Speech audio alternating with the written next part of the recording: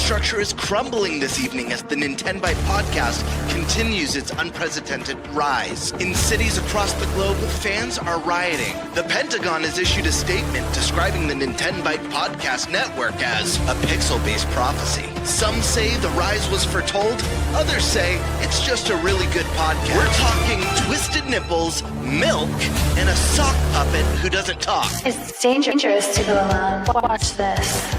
Welcome to the Nintenbyte Podcast, bitch. That's right, ladies and gentlemen, you're watching the greatest Nintendo podcast ever! Yeah! Is that a Joy-Con in your pants, or are you just happy to see us?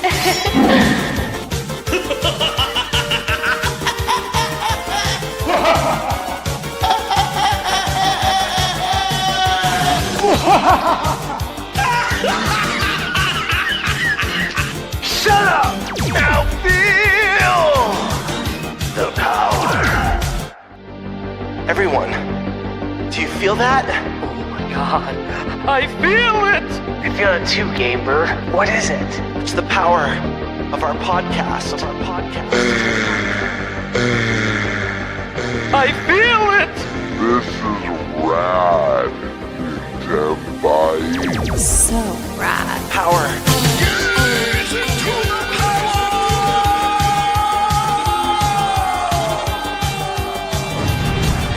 Now bask in their glory. I'm Nintendo Brian. Oh baby.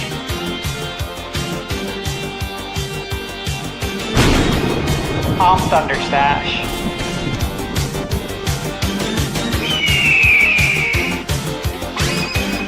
I'm Gamebird Classic.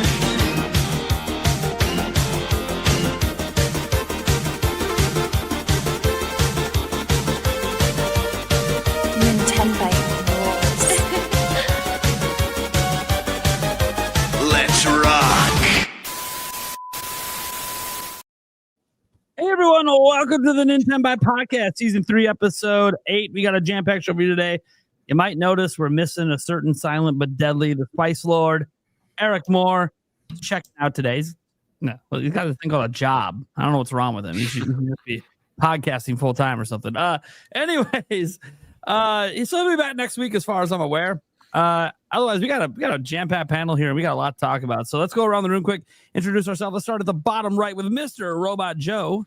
Yes. How you doing, man? Guys, I'm Mr. Robot Joe. I do pretty much what everybody else does as well. Happy to be here. Thanks for having me. Hell yeah. I don't even know what to call this guy anymore. He's calling himself Daddy today. Right. If you want to get bricked up, you talk to this guy. How's it going, Jake? Hey, what's going on, everybody? Couple things. First of all, I noticed the intro said that you hate bananas, which seems very contradictory to today's main topic. I'm a little confused. And also, I just wanted to personally call out Brian Brooks in the chat and just ask him a question of what he meant by, I can usually get a full release before the intro ends. So, anyone wants to @ Brian Brooks for me? Thought I was the only one. That's all for me. I would like to know the answer to that question. I read that chat too, and I was I curious missed as that well. one, and now I'm kind of regretting that I missed it. I better go back and look. We have Say Ran on. How's it going, man? Oh God, I don't know how to top that. Hey, how you doing? I'm Sayran. I talk about games. I play games, all games, not just Nintendo games. I'm playing Wu-Chang tomorrow. I'm gonna play a Souls-like. I'm gonna cry. It's gonna be fun. There we go. Hell yeah. Awesome. We have the man who was bragging about having the biggest head on our thumbnail. It's a Nintendo. fact. It's a fact, you know. Sex sells. How's it going, everyone? Nintendo Talk here. Yeah, excited to be here. Okay. Well, I look, this lineup is clearly a lineup meant to get everyone bricked up. That's the whole point of all these guests. So just call this the Bricked Up Podcast. Dude, speaking of bricked up, can we watch the Game Boy, the trailer they released? Yeah, it was pretty sick. Because it's literally like your intro, except they say it's powered with brick power, and it's and then it says adults welcome, and it might be my favorite thing ever. It's also 18 plus. Dude, hell yeah. Actually, I'm not a big fan of that one. No, I'm just kidding.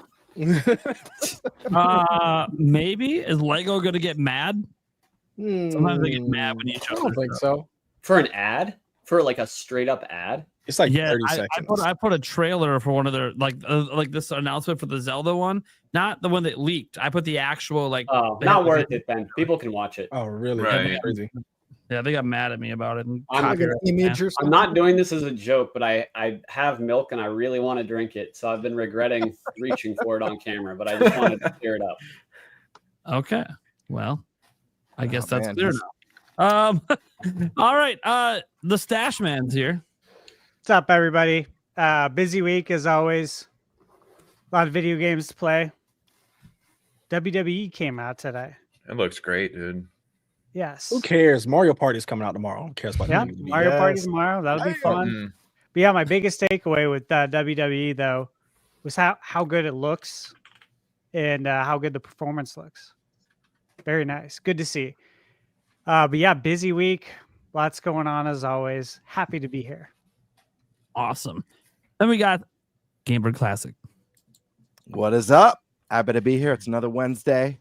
Ready to gaze into the power, talk some Nintendo, maybe drink some milk. I know Daddy's already got me beat to that one, but yeah, just happy to be here. Awesome. And then you guys know what's up. I'm Nintendo Prime, your daily clickbaiter. Let's go ahead and jump into our topic roulette. Just Daily a couple baiter, my man. It is every day I gotta bait them in. Let's go ahead. I don't know. It's a if I- click. That's gonna Misheard be. you. Yeah. Wait. Whoops. All right. Let's go ahead and let's have Thundershash go first. Which one of the two topics you want, man? I will take Pokemon Presents. All right. Cool. We'll get that one out of the way. Fun. That Gamebird that leaves you with the Bananza. Yeah. The actual good topic. Right. Bananas. And then I'll take the bonus third topic if we end up needing it. I don't know. We started late tonight, so we probably won't. But hey, let's go ahead then and get to our first topic. Stash Man, what the hell are we talking about? Yeah. So yesterday was the Pokemon Presents, and it was interesting. I don't know what right. Obviously, it's good to go into these things with proper expectations, realistic, I guess, expectations. I went into it. Yeah. I went into it thinking, okay, we're going to get another look at ZA. And that's all I really was needing to see. Right. Yeah. And I figured the rest of it was going to be stuff that doesn't exactly apply to what I'm interested in. Now, I don't know if that's how you guys feel, but we got to see Legends. We got to see Pokemon Friends, which is a new game that you can play on Switch 2, obviously, and also iOS and Android. And you basically solve puzzles to create plush toys. And then you can use those toys to decorate your room and complete Friend Quest. So that was it. That was interesting. You had the Pokemon Tales, the misadventures of Sirfetch'd and Pichu. And it's a stop motion animated series by Aardman coming in 2027. Then you had the Pokemon Concierge. New episodes are coming to Netflix on September 4th. You had a little update on the Pokemon trading card game, Mega Evolution expansion. Coming September, but not Pocket. 26th. They didn't talk about Pocket. I want to be angry about that. Collectively, we should all be angry about that because Pocket is fun, and they didn't talk about it, and that's rude. I thought they would definitely for sure slip that in somewhere. They made like $1 billion off of it in the last 6 months and didn't talk about it at all. Crazy. Interesting. Oh man, I'm so that sounds like the Pokemon company. Yeah, it does. There's a new set coming out like a week from today that's been leaked, so we're getting new information. But like, why didn't you talk about it? Well, here's my theory with the Pokemon Presents. Since you say that, is like Pokemon's such a big franchise, like IP. They make 1 billion things for it, right? And 99% of them people aren't interested in. But like Pokemon Presents is there to let you know about all that stuff that no one really cares about. And because that's the only time we're going to get eyes on it. So stuff that people care about, like Pokemon Pocket, like they know they can just put a Twitter post out and it'll get all the views it needs, and that's going to do fine. They kind of like try to hype up Presents as like it's going to have all this cool stuff, but really it's there to sell the stuff that no one really knows about, and then put in 2 minutes of a game that's upcoming, but we already all know about it at the very end. You know what I mean? Nope, that's dead on. Yeah, Completely agree. We tuned in to see an update on Legends, and we sat through everything else. I think there's only been one Pokemon Presents where I was like, I walked away like, hell yeah. And that was when we first saw Legends Arceus, because there was no Pokemon game like that before. We had never had full open world type exploration Pokemon game. Obviously, you had your open zones in Sword and Shield. Other than that announcement, I can't think of a single Pokemon Presents where I was just walked away like, holy shit, that was the show. You know, there's good announcements sometimes, and that's the thing is, even when there's good announcements, there's just, it feels like it goes on and on with the stuff you don't care about. So even if there's like good stuff, lot of it, your overall spend a lot of time on iOS. Yeah, you're always just waiting for the last announcement. Yeah, a lot of even it's a. Go ahead, man. I'm sorry. I was gonna say, even with next month being Pokemon Worlds, we're gonna get the same thing because they're gonna do the same. That's what they did last year. Last year in Hawaii. We were sitting in the audience and we were like, this is gonna be great. We're gonna see some cool stuff. And it was like, hey, it's gonna be Anaheim next year, and then San Diego, wherever it's supposed to be. And we're like, okay. And then like Pokemon Pocket's coming out October 31st. All right, cool. And then after that, I think it was like maybe one other announcement. We're like, oh, okay. But that's how Pokemon Worlds is gonna be. But I don't know why they do that with their announcement. That kind of, it takes the fun out of it. Because I had my predictions. I knew we were gonna see Mega Dragonite is ugly. I wanted to see more TCG Pocket. Dragonite. Yeah, Dragonite. Dragonite's ugly as hell. Can we keep it real? Yeah, the design is horrible. Poll in the chat about whether people like or dislike Mega Dragonite. And what are they gonna? You know how everyone that holds a Mega Evolve holds a stone that ends in "ite," like a Garchompite. It's gonna be Mega Dragonite. Dragonite-ite. Yeah. Yes. I swear to God, it's gonna be with a hyphen, just Dragonite-ite, and that's it. That would actually be kind of hilarious. Yeah. Yeah, I didn't think we'd see any more Switch 2 Pokemon games. People are talking about Gen 10. I was like, no, I think they actually want to push out. I think Scarlet and Violet showed them that they probably need to extend that dev cycle. I did want to see stuff on NSO, but I've seen somebody make a great point, especially with all of us. We've grown up with it since forever.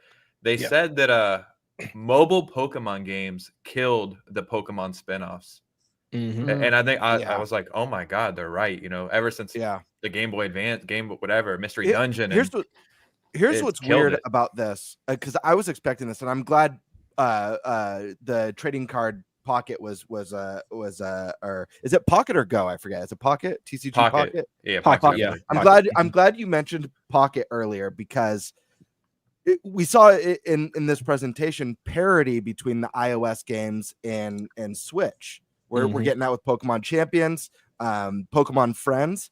Why don't we have Pocket on Switch? It literally thought that when it came out. I said, is this going to come to Switch? Because that would be great to have a Pocket or a card game for Pokemon on the Switch. Turn it sideways if you want to, touch controls if you want. That'd be great. I think it's easier to get people to spend a lot more in microtransactions when it's on their phone. Yeah, it's factual, because it is gotcha. Sure, but Friends is just DLC. It's a flat for eShop, and the DLC is like $25, something like that, which is crazy. Yeah, so there's two DLC packs, right? Unconsciously dumping money into Pocket.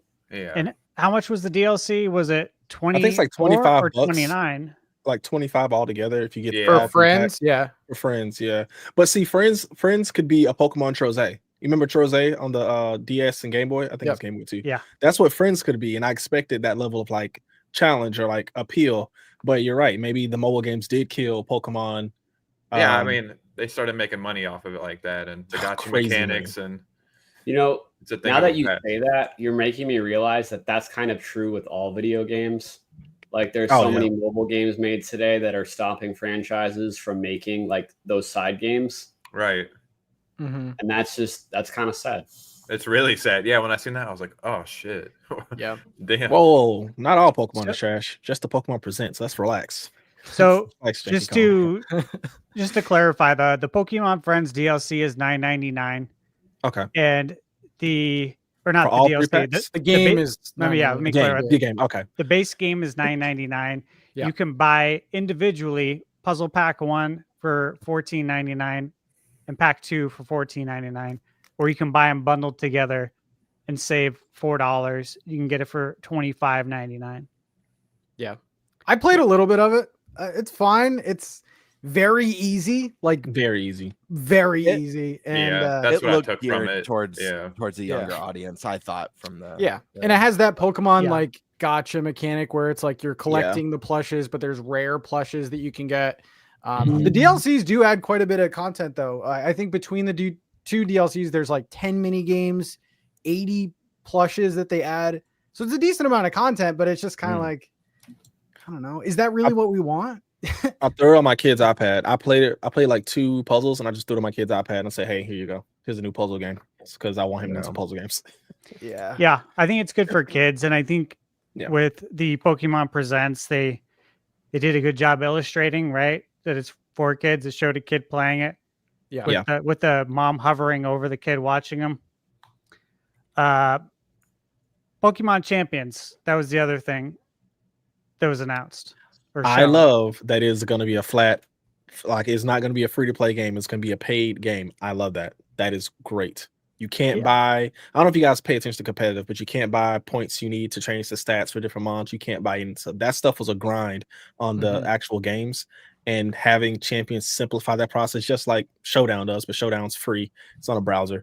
But having an official Pokemon game and you don't have to pay for that, that's huge because I thought it was going to be microtransactions if you want to change certain stats and stuff like that. But yeah, that's Why crazy. didn't they just make a new Pokemon Stadium?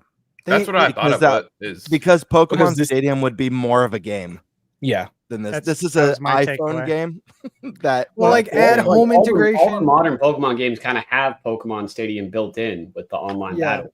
Yeah. It's just, they just don't have the mini games, which is the best part. Well, that's what Pokemon Friends is. So go crazy. And this is for Switch 2. It's the same as like the Pokemon Stadium mini games. This is for Switch 2, Switch 1, iOS, and Android.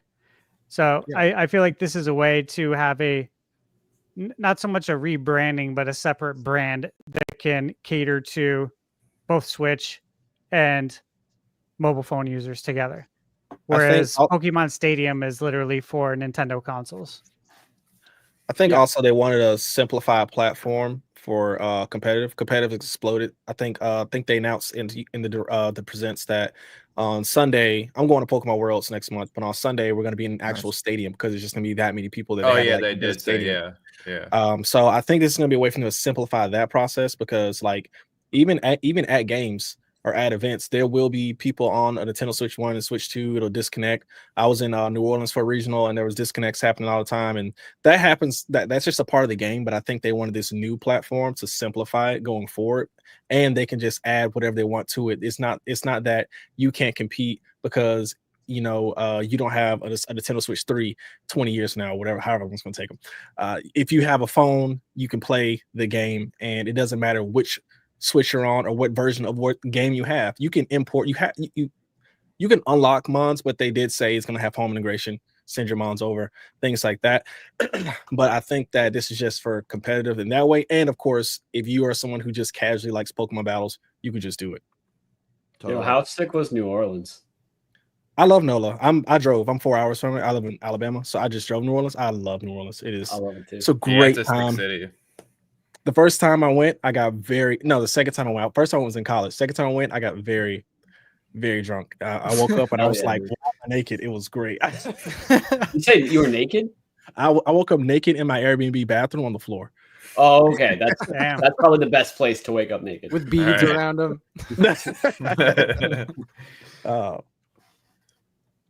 That's awesome. So yeah, I don't know. Like, go ahead, Stash. No, You go ahead. I was just gonna say, like, it's interesting. Jake, I think you made a good point about how Pokemon Company uses these presents to show off their smaller stuff, their mini game collections and their iOS games and their new show announcements or DLC for really old games. But I still feel like there should be that one more thing draw, because despite the fact that history has shown time and time again that that's what these presents usually have to offer, people are tuning in for the next big Pokemon, announcement. Yeah. I feel like most people are. Yeah. And I like agree. my big question is, where's Let's Go? Like, why don't we have a Let's Go Gold and It's Silver? literally one Not of my that it favorite needs to be Pokemon that. games ever. I love Let's It's Go. been Pikachu one of Eevee. it's been one of the best, in my opinion, one of the best modern Pokemon games. It Yeah. was It's a little trip down easier, memory but lane. it's just so solid. I enjoyed it. I enjoyed You it enjoy more it 'cause than it's Sword and pretty. Shield, personally. You It enjoy it looked because it's pre- yeah, pretty. It's not it's good. pretty. I don't think it's Hey, that It's good. I think it's more nostalgic for me. I just It's I- nostalgic, but I also think it's a great entry level. Like, I was able to get I got my youngest oldest son daughter to into play that it. game, and that was his gateway. He loved it. He became addicted, and it's like, what's the Pokemon after this that I could play? But it was fun. It is pretty. It is nostalgic, but it also brought it brought the mechanic of being able to see Pokemon out in the wild instead of the random battles. This would be a fun way to revisit Gold and Silver while off they're the top- working on I was gonna say, off the top of any of your heads, do you guys know how much it sold? over Let's go. 15 million. Like so that 16 like that. that should be enough right there to incentivize revisiting that. That's crazy. Yeah. Don't you guys It's feel like everything is coming next year since it's the 30th anniversary? And since we already I have don't know, Legends, I feel I feel like we get let I down. don't, Anniversaries. but yeah, let's but we talk already about have Mario. Legends, they kind of did I wouldn't say a soft relaunch, but they fixed up Scarlet and Violet for Switch 2 owners. And we have Legends AZ coming out.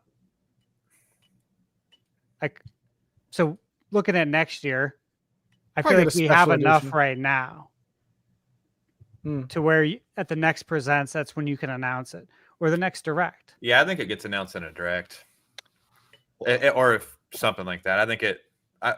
I know this doesn't make sense, but in my mind, it kind of does. It's like I think the Pokemon Company looks at Pokemon Presents, like that's the Pokemon fans, Pokemon community, and then Nintendo Direct is more like the gamer aspect of it. Yeah. Like if you're watching a Presents, that doesn't mean you have a Switch or a Switch 2, but if you're watching a Direct, there's a good chance that you have a Switch or a Switch 2. So to announce some game stuff there, I don't know. Don't they usually reserve their biggest announcements for the presents? Like, when was the last time like a mainline Pokemon got announced in a direct? Was it Brilliant Diamond remakes? No, I think was in a direct? BDSP was announced in the Pokemon Presents. direct? Yeah, Yeah. I think it was a Presents all because are. it was that and Arceus at the same time, and that's why I was like, "What the heck just happened?" Yeah, Did we just come back. They tend to do it. Don't they tend to do it more on Pokemon Day and not Pokemon Presents? Or Like in Pokemon January? Day? Yeah, maybe yeah. it's Pokemon Day. Yeah, I think No, I think what it's it still Presents. I think specifically but it's that one. They that tend one to at the throw it beginning of in the more year. of a- Yeah, Yeah. yeah. Yeah, I I just agree feel with like February it one, was- yeah, that one's huge. Go ahead. Yeah. Well, like they need to change it up because now everyone is getting privy to the fact that they're just loading it with garbage. Everyone knows Yeah. just watch the last 2 minutes. If they want people to really be tuned in, they gotta revamp it a little bit. Yeah, I think this was Yeah. the first time I've seen everybody online like before it happened, like, dude, this thing is gonna suck. Opposed to everybody like, oh, what are we gonna see? And everybody at this time was like, Did you what are we doing here? Did you see Beat 'em Ups tweeted the other day? It was like, all right, enough time has passed, and it was like a It was picture a brick of a wall. guy staring at a blank wall, and it was like greater than, and then it was like Yeah. events. Yeah. I do Yes. agree with Gamebird that they need to switch the formula up for the Pokemon Presents. They need to do one last announcement. Right. You have to incentivize Absolutely. people to watch it. Like, because as of That right was- now, what Mega Dragonite was the one last thing. That is not an ugly ass That is Dragonite. horrible. like I'm saying, like the thing. host telling you what it is. literally needs to say, we have one more thing, and it needs to be bigger. Like they need to make Yeah. it a bigger thing because right now it is an email. The host doesn't Yeah, look like it wants to be there. Yeah. I walked away. Granted, we have a new Pokemon game on the horizon, guys. We got a Legends game. It looks fun, you know. I've got my own gripes with not the visual fidelity. I've got my own gripes with like the art style that Pokemon Company consistently uses. Just being bland and uninspired. I would love to see them. Doesn't have to be photorealistic. I would never want that in Pokemon, but I'd love to see something a little bit more inspired from. Good, because you're not getting it. Yeah. Unless Bandai does it. But I can't help but feel like, where's Let's Go? Or, dude, Black and White remake. Come on, those have been Is rumored that- for a like, while. That's like my favorite. That's one of my favorite, if not my favorite, mainline Pokemon game. I'm waiting for a remake of that. Even if they ended with an acknowledgement of the next mainline game, they don't have to show a title or anything. They we know know you're all patiently awaiting the next mainline Pokemon game. We're not ready to share anything yet, but we're working hard or something. This is Nintendo's like new strategy. Well, it's not necessarily new, but last few years is they only focus on their big game for the next quarter. And they hold everything else back. And then when they're done promoting that, then they'll go to the next thing. And that's why Pokemon Company operates a little bit differently, because even ZA was teased. It was that weird CG trailer with like looked like like energies going through like the wire. Right. And now that they've announced that one, they don't want to do the next big one past that. And I personally think they've been working on Black and White for a long time. And the reason that we skipped the order, right, and went to Kalos is because that game wasn't ready yet. And ZA was going to be ready faster. So I think they were going to go with the right order. But I think that game is just getting a lot more work, which is just not a bad thing. Yeah, exactly. Yeah. And I'm glad Ilka isn't doing it, because I think they're working on some other projects. So I'm glad they're not doing it, because they can't touch games anymore. They can't touch my games. Stay away from my Pokemon games. So wait, good. Hypothetical question for you guys, since we're on Black and White for a second. Do you guys think if or when they remake Black and White, are they doing Black and White 1 and 2 combo, or is it just Black and White? I think it's going to be just one big story. Like I think it's going to be. All right, let me put on my pessimist hat, because I love Pokemon. I mean, hello.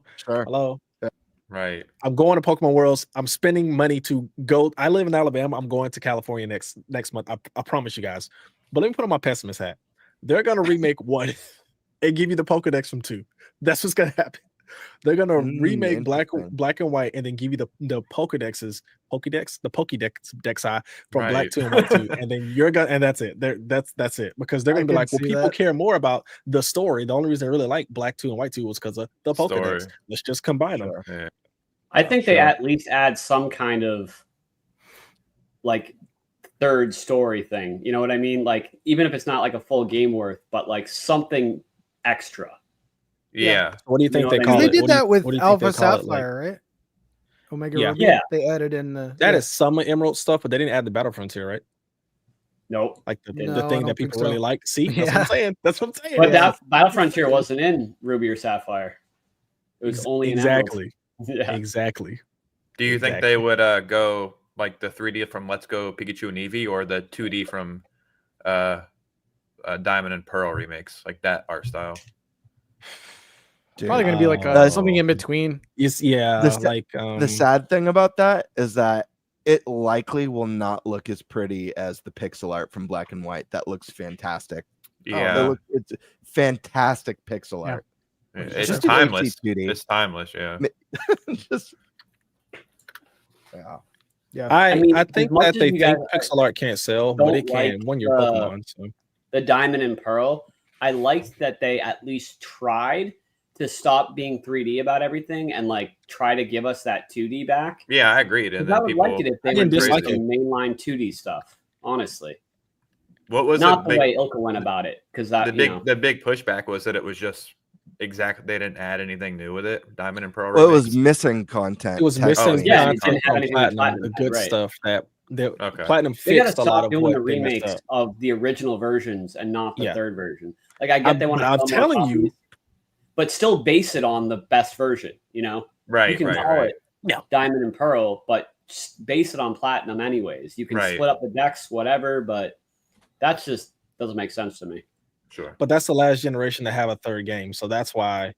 Is it really? Yeah. There's hope. It's hope for because I mean, what is it? Yeah. It was Black 2 and 2 White did- 2 were like them doing a dual third game to again sell more copies. But yeah. I don't know what X and Y's third version was. Was that Omega Ruby Alpha? I don't know. That's going to be ZA. Oh, yeah. Actually, yes. That's Yeah, it the is, storyline. yeah.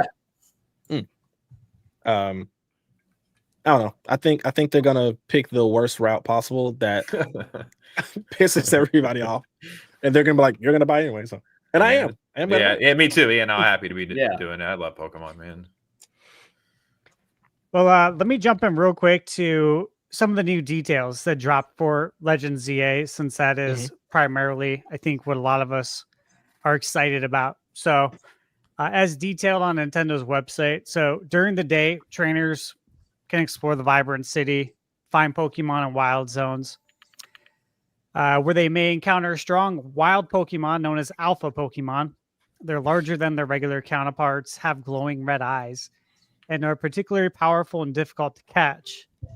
The interesting part is the night scene, right? At night, players can compete in the ZA Royale and aim to climb the ranks, with battles against even more powerful trainers awaiting as the player advances.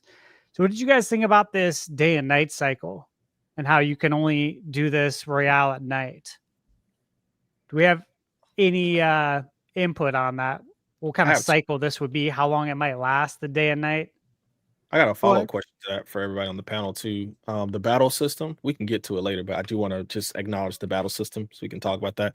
But for the day and night cycle, is what it is. I like Legends Arceus where it just like flowed through. And maybe it'll do the same. It may be a distinct nighttime switch, or maybe like a cutscene like in Breath of the Wild or whatever. I don't know. I like that there are things you can do at night that are different from the day, because in Arceus you could only just catch certain Pokemon at night or certain Pokemon during the day. But this is like, hey, there's a whole other storyline. So hopefully they do something with the daytime, because we now know that the nighttime is where everything kicks off. There's battles. There's alpha Pokemon. That's where you do your rank from like Z to A only at night. Yes.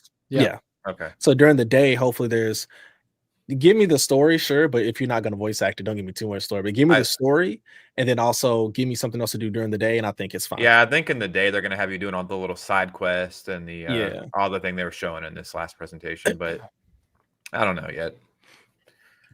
I'm curious how long it will last. If a Pokemon game is taking place in a city, you have to be able to play at night. You know what I mean? So I feel like that was really necessary. So yeah, I'm happy to see it. That's my only real concern so far, is that it just all takes place in one city. Yeah, I'm not sold on the city yet, so it's nice that there's exclusive things to do for the time of day. Yeah. My concern with obviously, I'm on board with everyone so far. I think the fact that things change in the city depending on the time of day is always a good thing. I think that adds to the immersion. It changes up gameplay as a night and day shift, which is really cool. My concern with it is the mechanic is obviously a battle royale. How long do the night cycles last? Are you like on a timer? Like if you're doing well and winning, but you're taking a while, is it daytime? You know, maybe you got to the 60th or 70th rank, but now it's daytime, and like, I was kicking out, I was winning everything, but I just didn't make it in time. Or Metaphor Refantasio, you know, like, are we on that kind of cycle? I think it's going to be a limit of how many battles you can do in a time. Yeah, like the first nighttime is going to be one battle. Yeah, something like that. That'd be nice. And you have to, as you grow in rank, you're allowed to do more battles because you've proven that you're strong enough. You have the stamina, or whatever. Yeah, you can go more rounds. Or whenever you like lose a battle, it just immediately switches to daytime or something like that. The other thing that can make it all right is if there's an equally compelling thing to do during the day too, that you're also really looking forward to and waiting for. That would also balance it out pretty well. It would. Yeah. My worry is the repetitiveness. Like, how long is the staying power for this Pokemon? It seems like this is a very core mode of the game. So I'm just curious the staying power. Like I'm excited for ZA. I do think the new combat system looks interesting.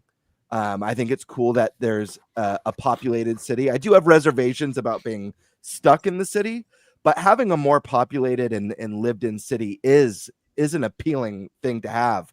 At the same time, everyone really, for the most part, really enjoyed the first Legends game, and in a lot of ways, for me, I want to make I want to make a correlation to Breath of the Wild while also not talking down on that game, because in a lot of ways, I feel like Legends Arceus and Breath of the Wild are kind of proof of concepts, even though Breath of the Wild, it's obviously much more than a proof of concept. But Tears of the Kingdom took that proof of concept that worked really well and built something much more dense and feature rich than what we had before.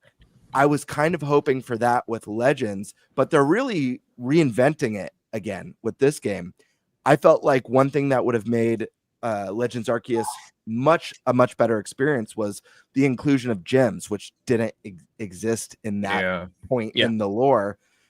Do we have gyms in this game, or is this nighttime battle royale the substitute? And if so, again, at the staying power, like, I don't know how much I like that change. I won't know till I play. I might love it and be like, this is badass. I love this. I hope we see more of this going forward. It's just hard to say right now. I do have a little bit of reservations about it. If it feels repetitive, I feel like, I don't know. Like, I love, again, we were talking about trading card game Pocket. I love it. I played the shit out of it. Now it's like I'll hop in every once in a blue moon. When it was new, I was obsessed. But now it's like, you know, sometimes I don't think about it for a couple weeks, and then I'll jump in. I honestly, I think that ZA is going to be much more like Arceus than people realize. And sure, I think that the reason we haven't seen too much of the city is because it is going to be almost identical in that you unlock bigger portions, which were the zones in Arceus. Sure. And I think the reason we haven't seen a lot of it is Nintendo's trying to show what's different about it, what is new about it. You know, but I expect like boss battles with like mega Pokemon, you know, instead of just the alpha ones from before. But I think I think they know people like that game. And this is a studio that doesn't really, you know, change things all the time. So I think they are definitely going to keep the things that people liked. And I think they've just made those changes, like what you said, Gamebird, like to try to add gyms, because that was one criticism. Because in a weird way, they do listen. Yeah. Like a lot of the changes with Scarlet and Violet were things that people said they wanted. You know? I think the game was great. Just the quality was whatever. It was ass. Yeah. Exactly. But they listened. They really did. I had fun with it while it was broken. Like I enjoyed it all the way through. But yeah, that's my 2 cents on it. Yeah, because the battle system in ZA is like so much better than Arceus. At least it looks like it. Looks cool. Yeah. Like Xenoblade almost. Like, I think what was really cool about Arceus, when you come to the fan base and we talk about battles, is that in Arceus, remember, like there was no you go, I go, you go, I go. If you were faster, you can go 2, maybe even 3 times in a row. And just that change was something I think they hit that to like maybe the last trailer, and people were like, whoa, when they did a combat trailer. So the fact that I already have this new piece of battle system where there is no accuracy, you just need to point your move and run around and dodge and everything, like that in itself is super cool. And I think that people are going to really be hooked on that. If you're someone who plays those types of RPGs, you're going to find faults in it because it's Pokemon's first time trying it. But if you're a Pokemon fan, it's your first time playing one of these games, you're going to be like, oh, wow, this is a really cool battle system. Comparing it to the show or whatever, I also think that when it comes to gyms, you don't like gyms, you like really tough battles. And we already saw that in the trailer from Pokemon Presents of kind of a set of tough battles where you're going up against whatever that guy is with the cool hair and the suit and the Arbok, who's going to be a Mega Arbok. That's just a spoiler. Somebody Mega Arbok. He's right there. But it's not that they want to put gyms for you to prove yourself. They want you to basically have these bigger and more tough fights, because even in Arceus, those battles were tough. Like the last, like fighting one of the guys, Volo, that was a really tough battle. I died several times and I was like, yo, who is this guy? Because there's no abilities. And it was like a regular battle with the agile and strong style. So I think that they're going to do the same thing as far as having that level of difficulty to appeal to people like us who say maybe the mainline Pokemon games at their core is a little bit too easy for us at our age. I think they're going to do that. I think that the battle system is going to surprise a lot of people. And I think that, again, with the world, it's going to be a tighter world, because think of games, think of Spider-Man. I mean, it's not gonna be as big as Spider-Man, but think of Spider-Man. You're in a city, but there's a lot to see and a lot to do. So I think it's something like that. I think I'm just worried about the scale of the game because in like a Spider-Man, it's so vertical. This game looks very small, especially when Gamebird was talking about like Breath of the Wild comparison. Like you have Arceus, and I think a big part of Arceus was just the scale of the game. You could fly across the map. Like there was huge ice things. Well, they showed a lot of rooftop stuff. Yeah, they did. You can float on your Rotom phone. Just this may be a big reach, but in Arceus, what was it? You had to like catch like 50 Pokemon or 100 Pokemon, or something like that to get to the next zone. This is a huge reach, but I think it might be the same thing in ZA. And what I'm basing it off of is so stupid, but the digital pre-order bonus is 100 Pokeballs, I think. Yeah, and normally they give you like potions and this and that and the third, but I feel like them giving you 100 Pokeballs is just basically telling you you're gonna have to catch a bunch of Pokemon in this game, and maybe that's how you progress. I just don't. Do you think it's unlocked? I think the stuff that they haven't shown is the stuff that's very similar to Arceus already. Yeah. I'm weird about Pokemon games. I've been playing. I got a Game Boy in 2000 when I turned 8, a yellow Game Boy and yellow Pokemon, because I told my aunt for no reason that my favorite color was yellow, and it wasn't even my favorite color.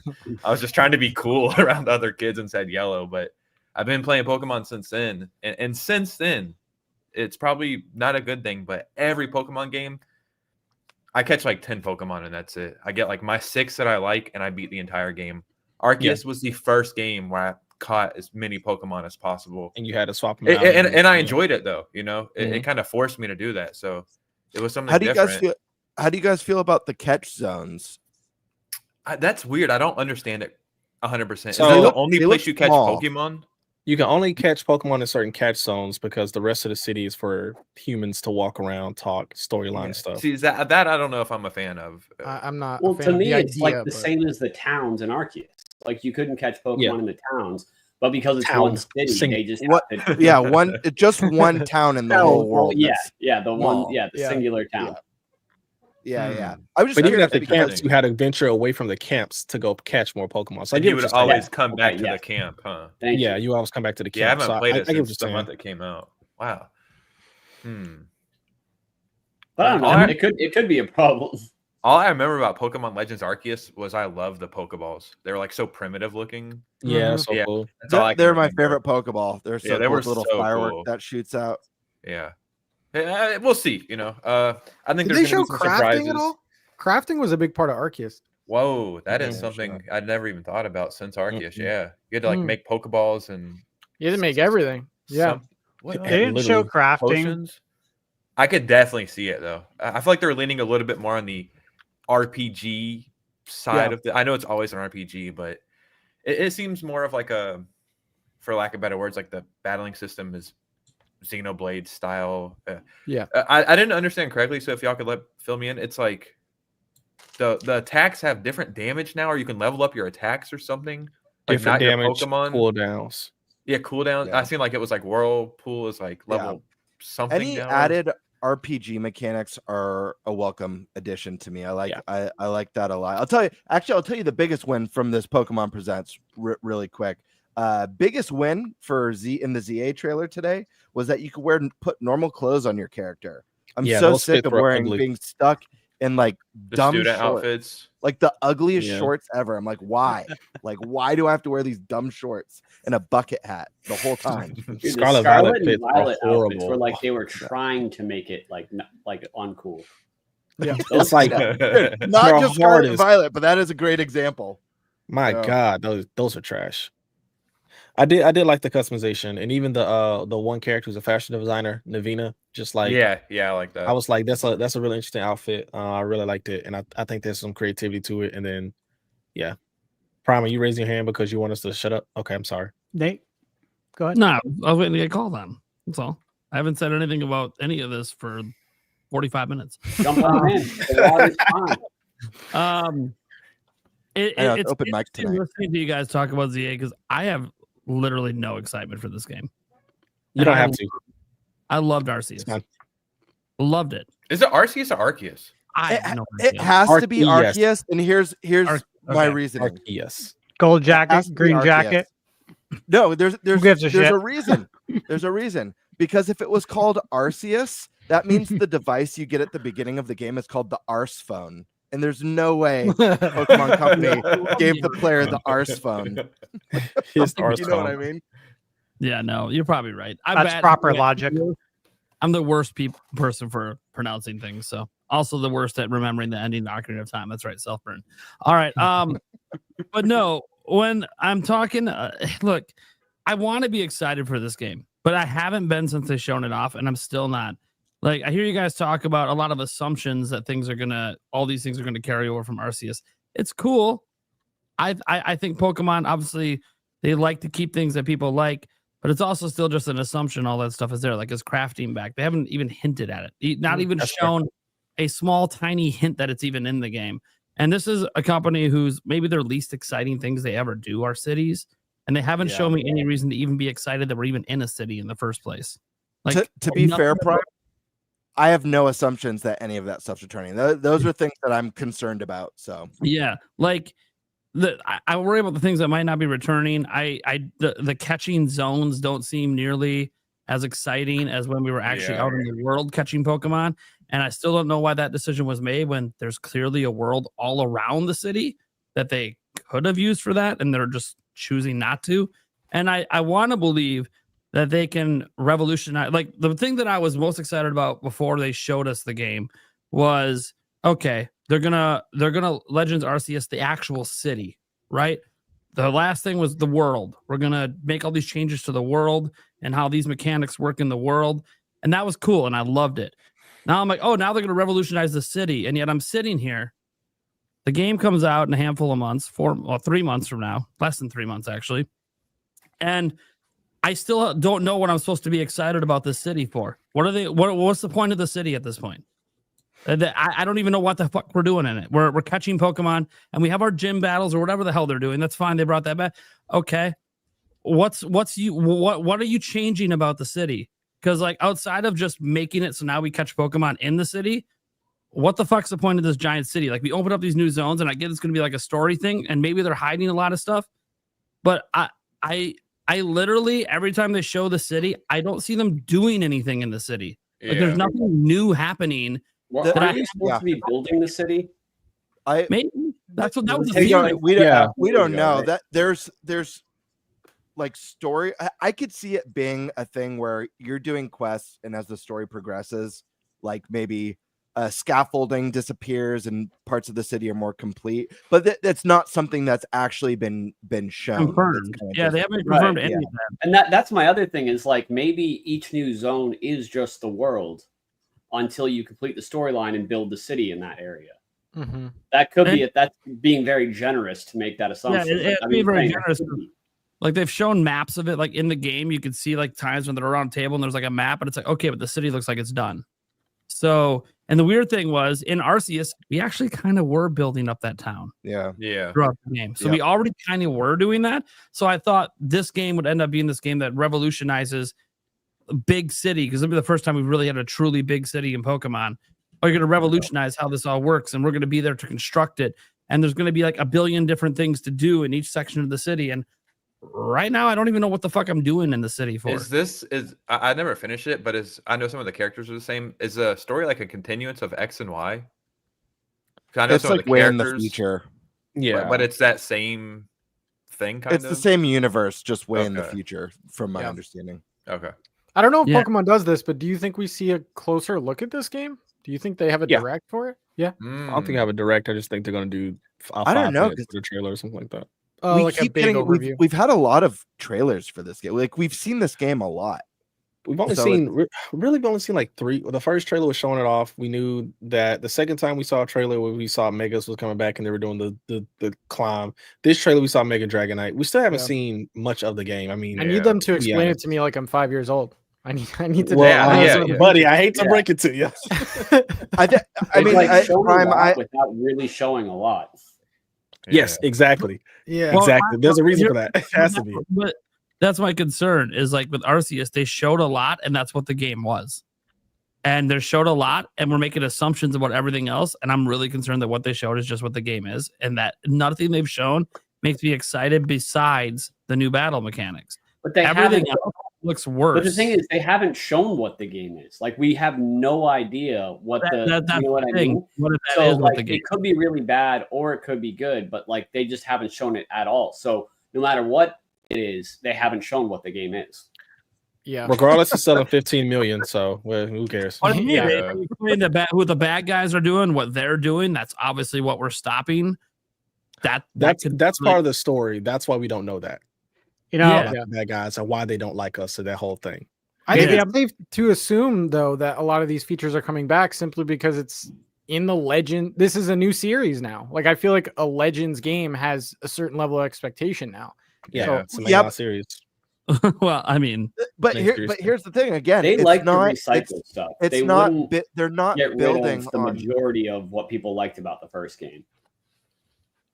From what we've seen, it doesn't look like they're building off of what we know and love with Arceus. It looks like they're reinventing Legends. To them I could think be you're like right, a based on new how they concept marketed it. every time. And that's why I think people that's like what it me is too. are Just like how excited. Final But Fantasy again, is. I think they're Yeah, just absolutely. showcasing the differences.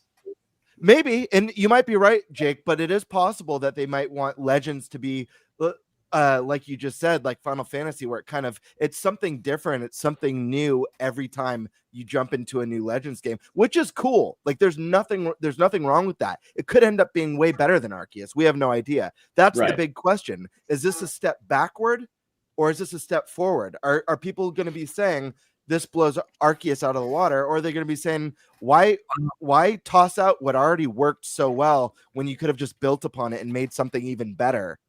That's more dense and feature rich, like that, regardless of whether you think Breath of the Wild or Tears of the Kingdom's better.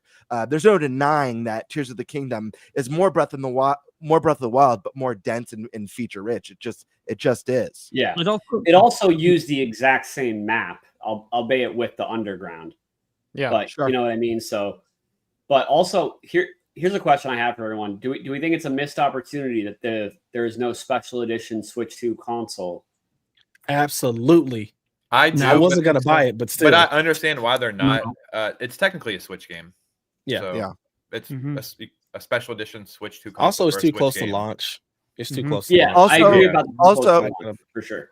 They could do Joy-Cons though. Yeah, they could do a Pro controller or something. I think there's a very specific reason why it's not a Switch 2 console edition.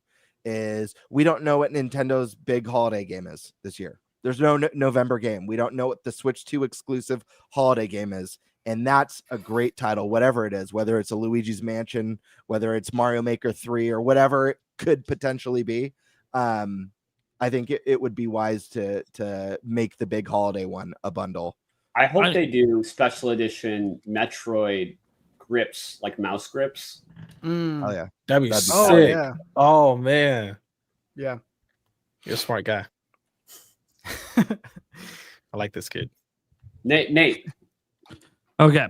So to continue my concerns and criticisms, because somebody's got to do it. There really wasn't much going on, and that's fine. I let you guys have your say. I'm trying to explain why I'm not excited here, because it's not just about what they haven't shown and us making assumptions about it. It's also like what they have shown outside of the battles doesn't even look good. And like, think about this. And this is a stupid thing because Pokemon games never look visually pleasing. That's just the way it's been for a long time.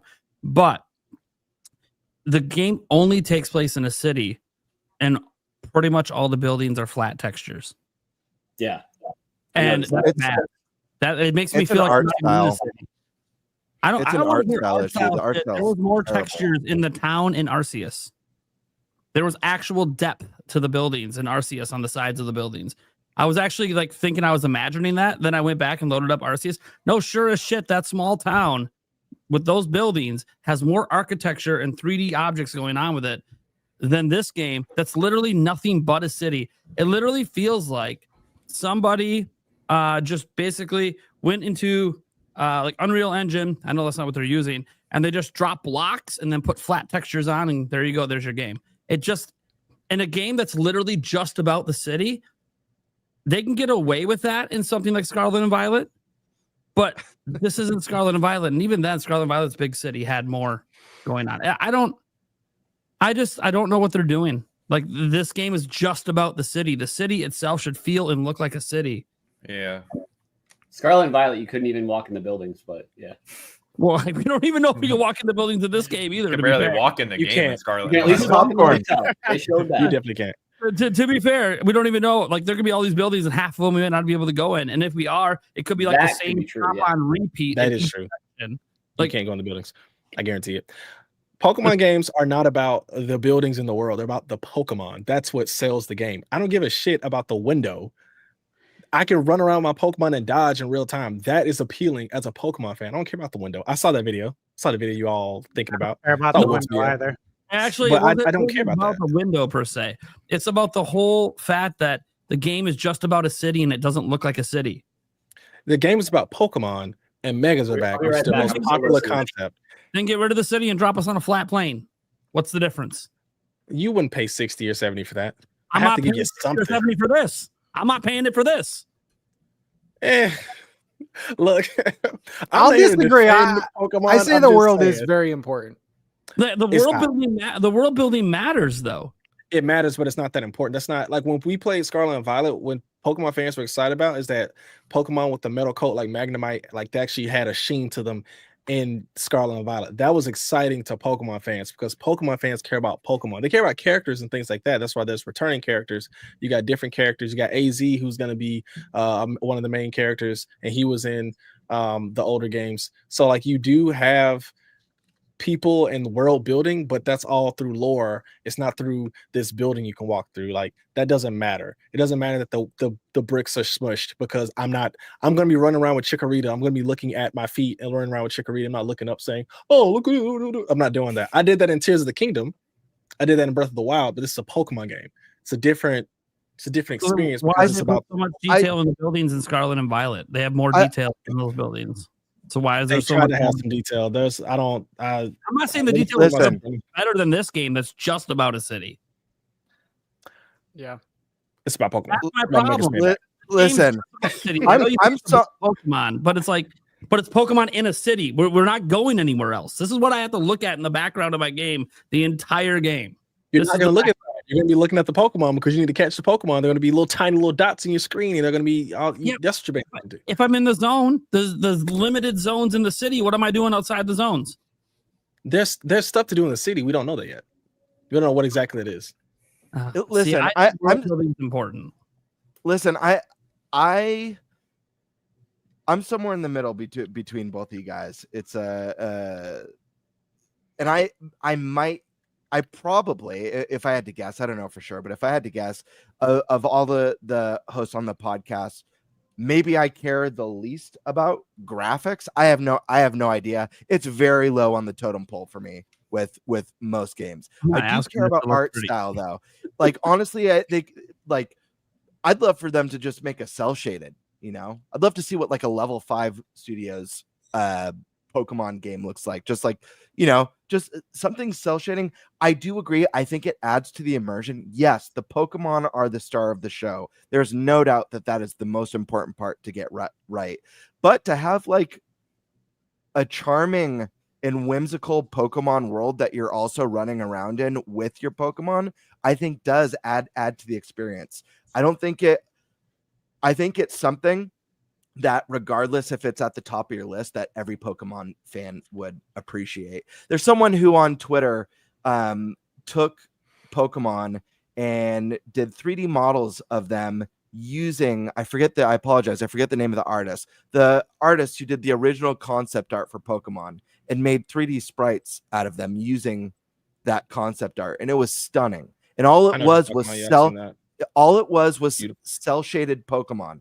There was it wasn't adding fur to them or scales or any of that photorealism. It was just a pretty style. I think the problem is that the art style that Game Freak uses, it's just boring. It's boring to look at. It's not that the game's ugly. The art style just sucks. You know? I don't even think it needs to look as visually realistic as Pokemon Snap. I don't think they need to go that far. Just make the art style better. I think that would do numbers for the game. But I don't know. I'm somewhere in the middle. I do feel like we just don't know yet running around the city, how much we're going to be doing outside of those catch zones and outside of that battle royale zone, how much back and forth side quests. Obviously there's going to be side quests in the game. I think that's cool. I think it would have been nice to hear in this direct that like, oh, people will be on a schedule. That's something that we've seen for, decades now in games, even going back to Majora's Mask, the whole game, the core of the game is in that one town. Obviously there's the open world surrounding it, but I'd love to see like scheduled activities and NPCs being at certain places at certain times of the day. Kind of feel like we're probably not going to get that in Pokemon, but having it in this core city, I would love to see more of those. Like the city's alive, and this is why it's no longer open world. We wanted to create a more alive world, a more living, breathing world. I don't know that we're going to get something like that. Am I wrong? Do you guys agree or disagree? Dude, what you said about the art style was spot on. I couldn't agree with you more. That was a great point. No, yeah, the art style is like a big part of it. Like my problem, I guess, the Pokemon can look great and everything. I'm not even sure if I agree with it that they look great, but they're there. They look fine. They look like the last Pokemon games. They don't look any better than the Pokemon games we already had on Switch, if I'm just completely honest. Which is fine. It is a Switch game, so whatever. It's going to look like the Pokemon that we've had in 3D on Switch, but. Like for the world, I'm not asking for anything complicated here. Asking for 3D models that were being used in villages in Quest 64. I mean, we're talking about basic shit. This is like really basic stuff I'm asking for. Yeah. It's just like a little bit of effort to actually make your building look like a fucking building instead of a mega block. Like I'm asking for a lot here. My argument is you're not asking for a lot. The fans just don't care. Like the people who, if the argument is just to sell anyways, that's fine. Why have any discussion on Pokemon ever and ever critique it? Because Dexit is a huge point. Donkey Kong. Dexit was a big thing, and guess what? People are buying Pokemon at record levels. So what was the point of bitching about Dexit then? What's Dexit? I don't even know what that is. That was like one of the biggest controversies they've ever made with their decision. That was when they cut out the full Pokedex from the game for the first time when Sword and Shield came out and made it so you could only catch and transfer in 400 Pokemon. Oh, I remember this. Got it. Yeah. I remember. That was my reintroduction to. That's so Pokemon. funny. I hadn't played Pokemon before that. So. Let me ask something before we move on to DK real quick. Has anyone pre-ordered outside of me? Pokemon? Pre-order what? Pokemon? Yeah, Legends. Yeah. Oh, I don't pre-order anything, brother. Yeah. Okay. Is anyone picking it up on day one? Let me rephrase that then. Hell yeah. Stupendously. Listen, Nintendo better send me a copy, Ryan. I'm gonna buy any online multiplayer games digitally this gen. I've already decided. So okay, but so we're all planning on playing it or no? Yeah. Oh yeah. I'll say this, Stash. I plan on buying it day one. I love Pokemon games, for better for worse. I have no doubt whether I think it's as good as Arceus or not. I have no doubt that I will have hours of fun playing this Pokemon. Yep. I have no fears about that. I'll probably have it beat within 10 days. And I have concerns, but fun is not one of my concerns. I think I'm gonna have a great time. It's Pokemon. The good Pokemon games are ones you can go back to like all the time, like every year after year, and play through them again. Yeah. And then there's the Brilliant Diamond, Shining Pearls, which you will play all the way through them. But only one. And you would never touch the game. Yeah. That was me. Factual. Yeah. Okay. Yeah, that was my biggest takeaway. Really, is that I don't need to know more about the game. I prefer not to know more. I like going in not knowing if this is going to be in this game or if it's not. I don't have any concerns. I really don't. The graphics are what the graphics are. We've talked about this before. I think we all kind of understand that. It's more or less like, are you going to have a good time? Because that's what video games are, of course, about. Not everyone needs to buy it day one. There's lots of people, I'm sure, that feel the same way as Nate, where if the game is good and and there is a lot they haven't shown us that makes the game really compelling, reviews will go around. I mean, Pokemon's always going to get talked about. and then everyone will be like, "Oh, this is the best Pokemon game in years," and it'll sell. It doesn't all have to be on day one. That's right. Agreed. That is true. All right. But I'm playing it day one, just so it's worth it. Yeah, no, I'll be there Yeah, day one. smart people will Get my play day review one out. for sure. I was talking to someone who I will not name, and they just slightly said in my ear, "I've been playing ZA." I just looked at them and I said, "Okay," just walked away. Because why tell me that? Yeah, it's quite early. I'll probably just be playing NBA 2K instead. I know On people Switch think it's blasphemy. Yeah, on Switch too. Well, 2K is coming out on the 28th. I'm excited for Madden. Probably not 2K. We'll be playing it at PAX. Madden, yeah. Yeah, that's the goal. Yep. We have an epic match coming up. A lot riding. I'm hyped. But Nate, I gotta go to GameStop and find a $5 copy of the current one so I can practice. I would not practice on 30. They sell in the eShop for like $2. No, I'll practice it on Xbox so I can actually use the Good call. Nate, I just want to add, and correct me if I'm wrong. From my understanding, you're not a big Pokemon guy in general, correct? Correct. Yeah. Oh, okay, so that explains a lot right there. With that, like Nate's very lukewarm on Pokemon. So I putting myself in Nate's shoes, like if I was kind of like I play them sometimes, I enjoy some, but I'm not like a huge fan. I'm not like stoked every year. What's going to be the next Pokemon thing? I don't think there's anything about what we've seen in ZA that would be like take me from not caring that much about Pokemon to, oh hell yeah, I gotta play this one. Yeah, this is the one I like got a Donkey to play. Kong Direct. Yeah, that's. And I don't want to put words in your mouth, Nate, but like I just feel like if I was coming at it from your position, nothing I saw today would have sold me on. What do you want to put in his mouth? All right, relax. From Bananas. And now to our next topic. Look, when I say I'm not a big Pokemon guy, what I mean is I was obsessed with Pokemon as a kid. Obsessed with it. Loved it. First 3 gens, played the fuck out of it. Then fell off because Pokemon didn't feel like it was doing anything different to me. It just kept doing the same thing and it got boring. Maybe I just grew up and grew out of it. I have no idea. It wasn't until Arceus that I actually wanted to play Pokemon again. And Legends Arceus, sorry, I'll try to say it the right way, is my favorite Pokemon game of all time.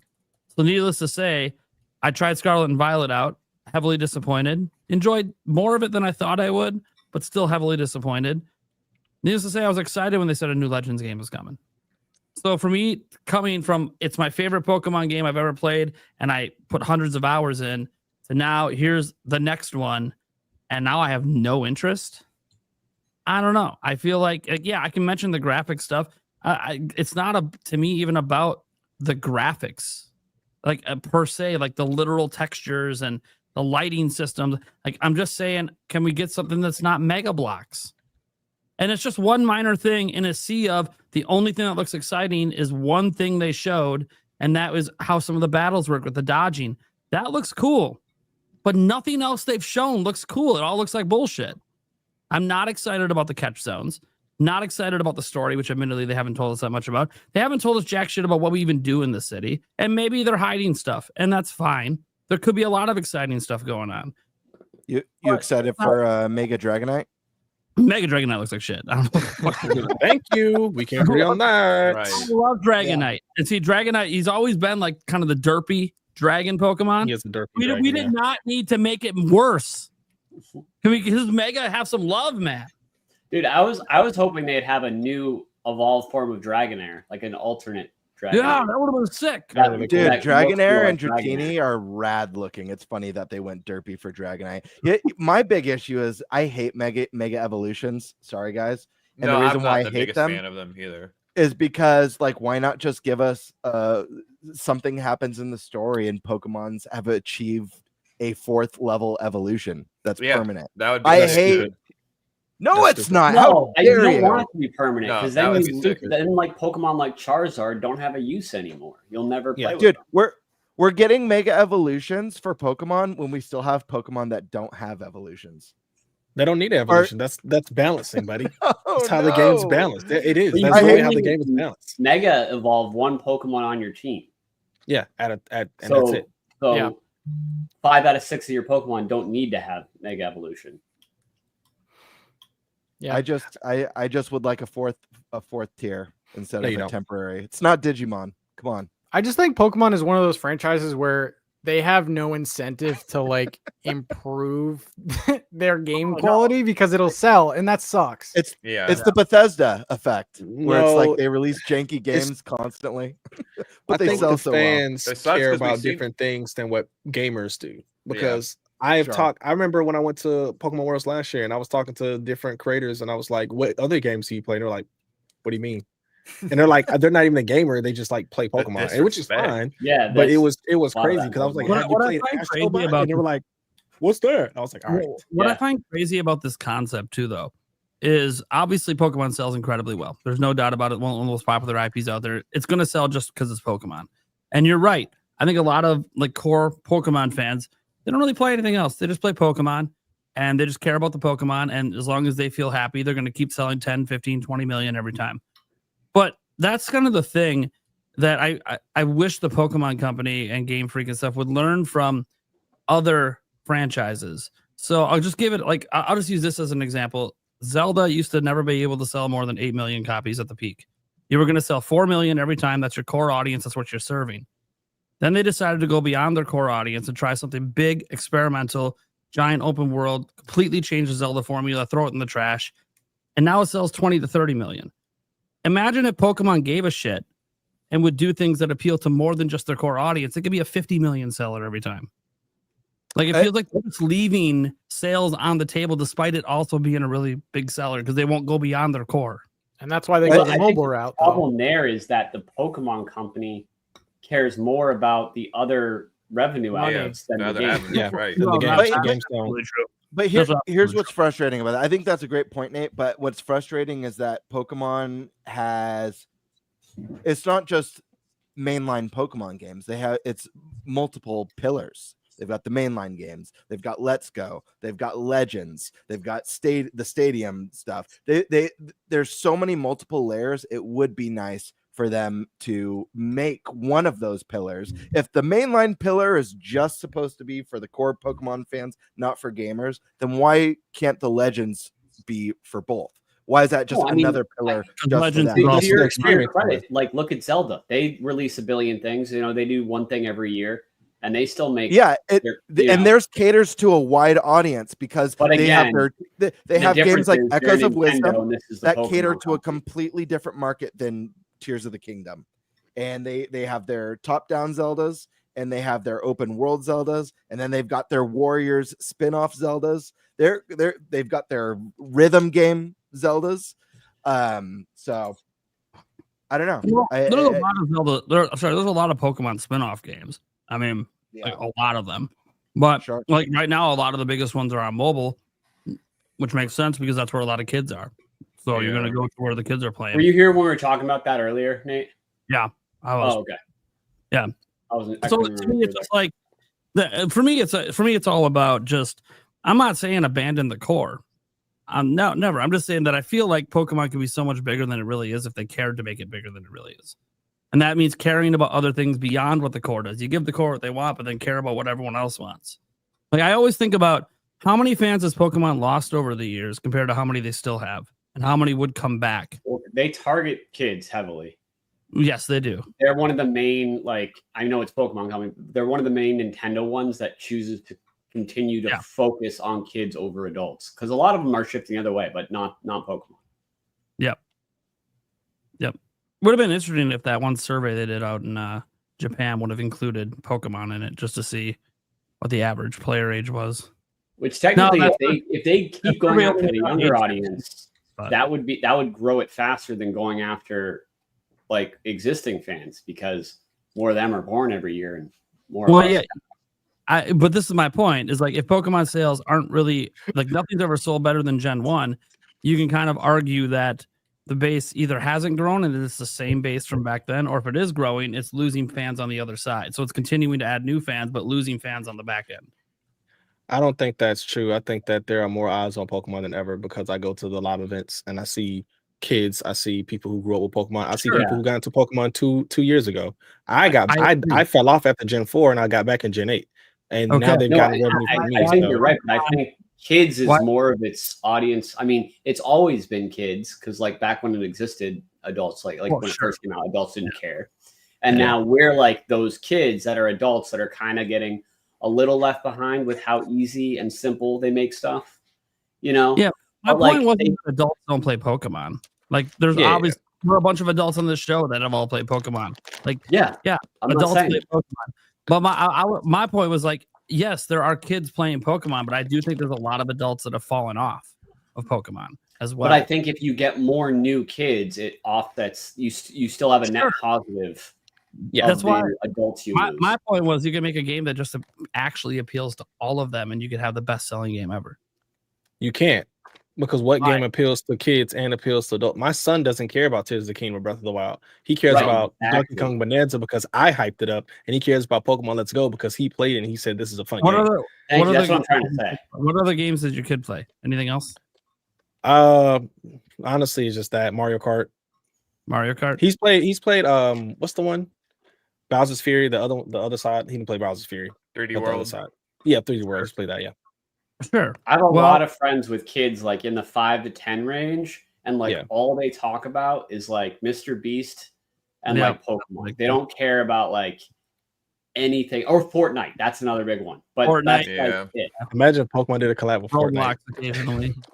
But they love Pokemon, and a lot of them are more into the cards than the games. But like, my son cares about the cards. Yeah, more than he cares about the games. My kids care about the cards too. Yeah, it's just interesting because Stash, you need to go to jail. We're trying to appeal to everything. Over there whipping up a concoction. I'm fixing my trail mix, man. I Don't put M&Ms in there. I kind of look at it like this, like, you know, I just personally feel there's a way to that you literally can just appeal to everyone. If one, it requires putting more effort into the games. It's like the biggest thing that makes people fall off is the lack of effort, not so much that it's easy. Like, we all understand it's going to be easy. Bananza is easy for a huge chunk of the game. Like, we understand this. It's okay. It's just, you know, it's like Mario Kart is also really easy, but then there's also like, you know, a skill plateau at some point if you're going to try to be more competitive. So I just kind of, and that's true in Pokemon, by the way, too. Competitive Pokemon, there's a skill gap. Yeah, but not the single player experience. Well, no, not in the single player experience. Doesn't have to be that way. Fans have to make their own rules to make it harder. Like, Nuzlocke. Then that Pokemon company get mad at you when you're live streaming it. Anyways, that's a whole different topic. Okay, we could probably move on. I know I'm being a negative Nancy, but we needed somebody to be like, hey, maybe this isn't the greatest thing since sliced bread. I don't think it's the greatest thing since sliced bread. I want to make that clear. I don't think that. I think it's going to be a good fun time. That. Yeah, I think I'm a Pokemon fan, and I'm excited about a new Pokemon game. As I sat back and that's the thing. I sat back and listened for 45 minutes, and it was basically nothing about how great ZA sounds. That's what it sounded like to me as someone just listening. Yeah, there was like no criticism brought up. Till I thought. I'll tell you what. Before we move on to the next topic, I'll tell you what I really want from a Pokemon game, a mainline game. And this might be divisive, but it's what I want. It's a smaller Pokedex with only new Pokemon. No returning. That's black and white. Shut up. I know. Yeah. And I said earlier, it's my favorite mainline Pokemon. There's a very specific reason. I would love another mainline game with all new Pokemon in a smaller dex. Well, they'll probably do I think that's awesome. A remake. I think it's a huge win for Pokemon fans. I don't care what anyone says. I think that's a win. All new Pokemon. We're starting wars now. Okay, we can move on. Look, there's already enough wars within the Pokemon fan base. Just go on social media, right? People don't like new Pokemon? Come on. We love new Pokemon, but there's a reason. People can't agree on anything with Pokemon. I think with Pokemon Home, it wouldn't even matter anyway. I think that the reason they won't do that is because, again, I talk about competitive a lot. I like competitive. When you look at competitive Pokemon, you can do that, but the pool will be so small. It just wouldn't be an interesting or fun season. And that would be what it would be for like months, and it would just shrink that. And that, like I said, that's growing so much competitively. Well, that's what happened with Black and White. Is even though it's a beloved game now, its initial sales were horrible. Yeah, I remember when it was coming out or came out. But Yeah, it's so good. It was so good. It was good because of the story. Stats are so bored. He's over there doing chores. No, he dropped his M&Ms. That's what it is. Okay, well, I was like, damn. All right, well, let's move on to the next topic, guys. We've had enough Pokemon for one night, have we? I don't know. I think so. I could probably talk Pokemon the whole cast, but anyways, Same. I digress. Donkey Kong Bonanza, my friends, is finally out. We've all gotten to play it, correct? Everyone here has played Bonanza. Hell yes. Phenomenal game. So let's talk about our thoughts on this game. What do we think of it so far? If we've finished the game, what do we think of it as a whole package? Things we love about it, things we hate about it, our favorite parts, and do we think this is a game of the year contender? Where do we even rank the game compared to previous not and spoil Mario? anything that wasn't shown in the direct when we talk about it? Like no spoilers. Bonanza forms that weren't shown. Don't go beyond the Yeah. Cool. No. I just want to make sure. Yeah, no spoilers. The game's only been out for a week. Let's start with Nintendo talk on this one. Yeah, I'm not done with it yet, but I'm very close. Like, I think I'm 15 hours in, and I'm at the part where, like, I'm not gonna say it, but like, it feels like the game is wrapping up. I think this game is excellent. I think it's fantastic. I think it's like Nintendo at their best. I actually prefer this over Odyssey, which I hear that conversation going on right now. The game, like, scale is so big. Like, I compare this game a lot to Bowser's Fury because it has kind of like that. It has like that same kind of like world's size, and it does feel like a little playground that you can kind of go in.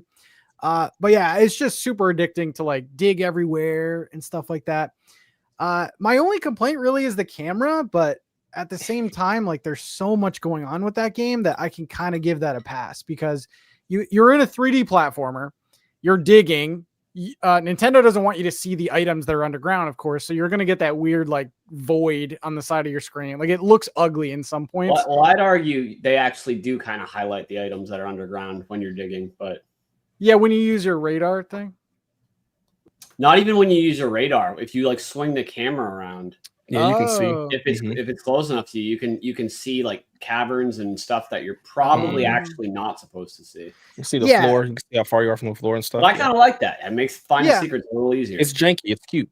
Yeah, so it looks kind of ugly in some parts, but yeah, the thing that stuck out to me was like normally when I play a DK game, I'm like I'm prepared to like die thousands of times. Like in the first like 5 to 7 hours, it was very easy. Like, I think some of the first boss battles were like a minute long.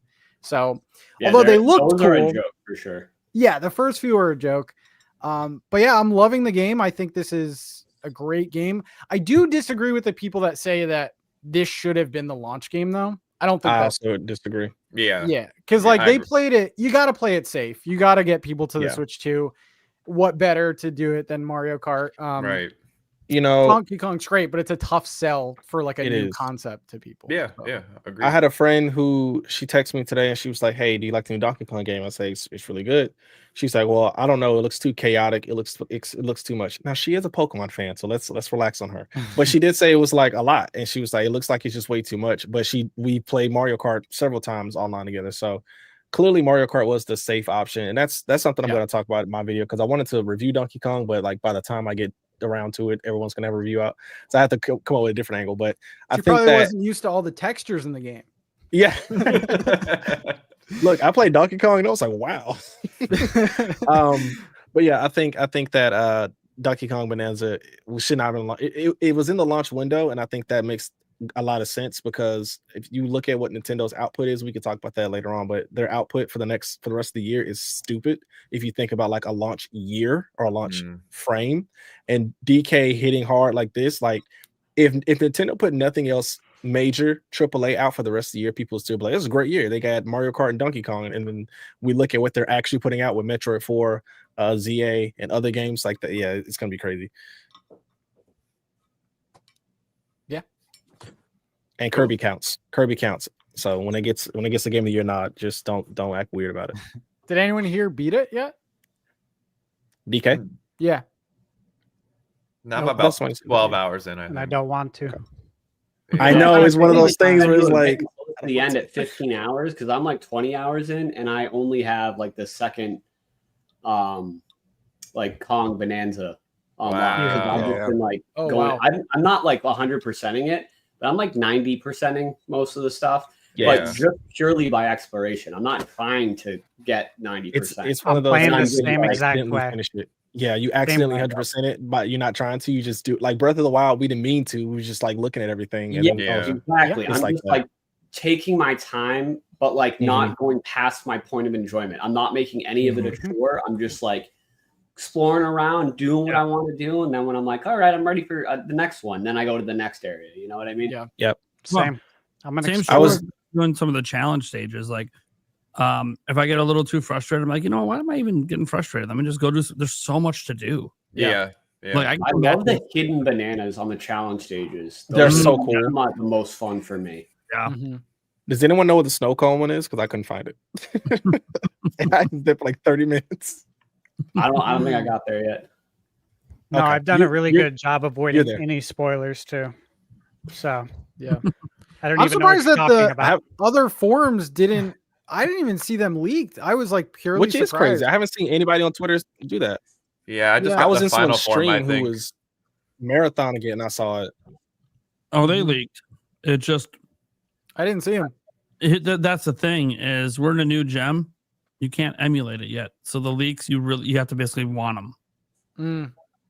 They're not just like spread everywhere. Before the game came out. Do you guys The whole prefer game- this or Odyssey? I don't know if it's recency bias, but I think DK Bonanza. Both.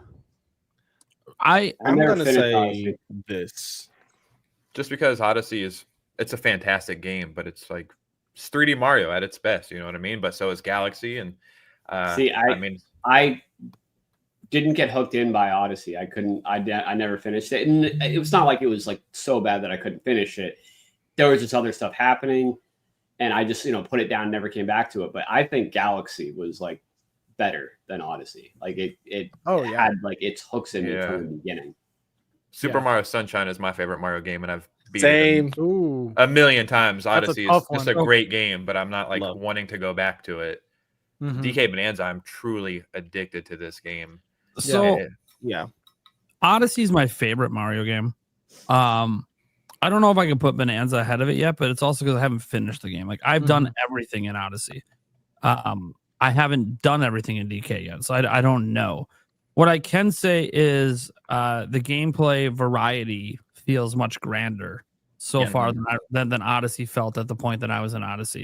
And that's not a knock on Mario. Mario's a different game. It's not supposed to feel the same. Like that's fine. I'm actually really happy it doesn't feel like Mario. Right. I actually get more. I surprisingly get a little bit more Zelda vibes than I do Mario, and yet I'm not doing anything like I do in Zelda.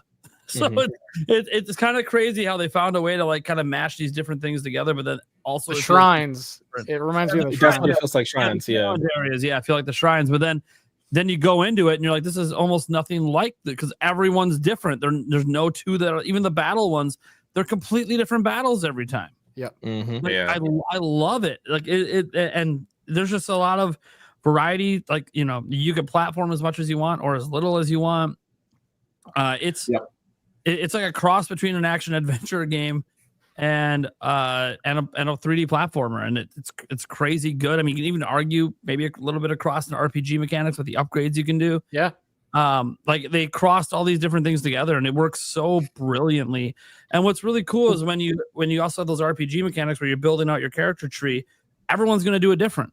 Everyone's going to go for different things, and so it makes each playthrough. Yeah, but everyone maxes out their punches first. Right. That's not what I did. I'm gonna be honest. That's not what I did. Wow. I went for my clap, my little radar, because I wanted random things. Oh, the radar clap. A lot of people went for that. I heard. That's what I maxed that's out. that's what I Alright. maxed out. I guess And just grabbing, if you the grab when you grab things that are around you, which I still feel isn't wide enough. I still feel like I'm missing stuff when I clap. I maxed out everything in my original Bonanza form, and I'm not really sure if that was the smart move, but whatever. One thing I wanted to say that was actually kind of scared me about the game when I first started playing it, but kind of resolved itself as I got further, in case anyone else had this experience. But like And that tutorial level, I don't like the tutorial that much. Like I understand what it's trying to do, and that it wants you to break everything and see how you can just do whatever you want. But for me, it was like I'm the type of gamer that like I obsessively have to smash everything I can. Yeah. And I was like taking so long through that.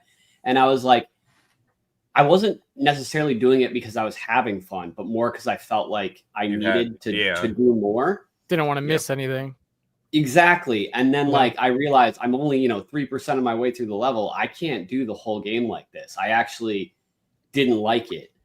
But as you play more, it feels like, and you understand the game's economy and like the way the gold and all the other stuff works, you definitely get way more comfortable smashing a ton, but like not having to get every little thing. And then as you get deeper into the game, there's levels where you don't even want to smash that much because of how they're set up. Well, if anyone like has put in a few hours and had that feeling, just know that if you just keep playing, like it balances itself out really well. I feel like I kind of agree with you on that. I enjoy the tutorial, but I actually feel like the tutorial kind of misrepresents the game 100% a little bit because it's not just a game about the cathartic destroy everything and you might find collectibles. Yes, you like destruction is a big mechanic in the game, but there's once you get out of that tutorial and into like the open zones, there's so much more to it than that. There's a story that's progressing and like it's been mentioned. The shrine equivalent and stuff. The level was the perfect first zone to drop you into. I think that was really smart. What story? What did you say? I said, I don't like the tutorial, but you made some good points of why it's actually a good tutorial. I think that the order they did the zones in to get you in the game, I think the first zone was the perfect one to choose. Oh yeah, the lagoon one. Oh, the lagoon's phenomenal. Yeah, the one where you drop in like Tears of the Kingdom. Hills of this game. I just realized why the game felt like Zelda to me. You guys remember when you had to get the big disc to get the first Bananza form, and like the way that the game wants you to do it is you go over and you do that purple thing on the left, and then it does, and it raises the platform up. That's not how I did it at all. Yeah, I didn't raise that platform up. I climbed up the side of the little shipping container. Then jumped off, grabbed it, chucked it across the gap, jumped down, and I brought it up, and that's how I did it. And then when I realized later, when I'm like, well, I haven't done that purple thing. I go, oh, that's how they wanted me to do it, huh? So this is like Zelda. I could just do it however the fuck I want. This is. Have you seen speedrunners? Have you seen speedrunners? Like that very first area it drops you in. There's like that conveyor belt. You're supposed to smash down to get under the gate. Yeah, but you can also just smash the walls and just make a tunnel. You go around it. So right away, they show you can do stuff like however you want. Yeah, you can break this game. Like I skipped a whole power entirely, and I had to go back because I couldn't like. Yeah, I skipped an entire level as well. That's one of my buddies. In that first world, you have the 3 corks that you have to unplug that's preventing the water from coming out. Yep. One of my buddies just did like the, terraforming essentially and skipped one of the plugs. He just ignored the last plug and just went and progressed through the game. He's like, yeah, I'll have to go back and level that entire level. Yes. Yeah. He destroyed 100% of the lagoon. He said it took like 3 days or something. It only took him 3 hours, which I thought it would take 3 hours. Yeah, something crazy. 3 hours. It's like you need a life, but also this is your life. Wait, here's the big. Put it on turbo. Maybe you got a controller and did turbo. Yeah. Oh yeah. Here's the big question: do you guys like Pauline in this game? Love it. Dude, so far, I like love that. So she gets annoying, but she's cute. Yeah. I'm pretty early in the game still. I played a shit out of the first world, and did as much as I could. And again, kind of like Jake said earlier, not trying to necessarily 100% it, but I'm trying to do as much as I can before I feel like, okay, I'm ready to move to the next area. I'm going to look for and discover as much as I can, try and complete as much as I can, and then move on when I'm ready. Like that's the best way to play it. That way I'm not getting burnout. You know what I mean? Yeah. But so I've only done maybe like 2 hours in the second world where it opens up to that open field. I forget the name of that second zone. But what I can say from my impressions early on is the game has made instantly an incredible impression on me. I love the visual style of this. I said this when we saw the direct and the trailers. I love the new look for DK, how charming it is and how animated he is. It is the best. Amazing change. The music in the game, phenomenal. The game looks beautiful. I love the way it feels. You know, I feel like there's a lot that could have gone wrong with this game, just with the destruction mechanics, as well as the controls are a little bit odd. At least they were for me. I don't know about you guys. For me, the controls were a little bit odd at first. Jumping with A, down punch with B. I think they wanted like the up punch to be the up button. Yeah, exactly. Yeah, because that's such a novel concept that you can punch up. That's so cool. Yeah, and it's really cool. I was scared that like, oh, this is something that on paper sounds awesome, but like I never wrapped my head around. I totally wrapped my head around it. Like it clicked. It took me no joke. It took me maybe an hour, maybe 2. There were times where I'd go to jump and hit and it punched down by mistake. A lot of people remap it because they let you remap it. Right. I always try and learn controls before remapping. It's like my go-to. I'm like, well, let me give it a few hours, see if I get it. If I don't, then I'll remap. But it clicked. Yeah. It's always like there's a reason they made the controls that way. Let me see if I can figure out. Exactly. And it clicked for me. Yeah.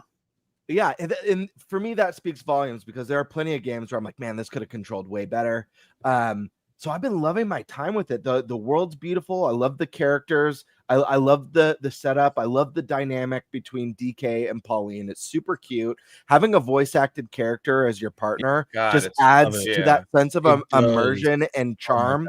That's really cool. And I walked away my first time when I had to step away.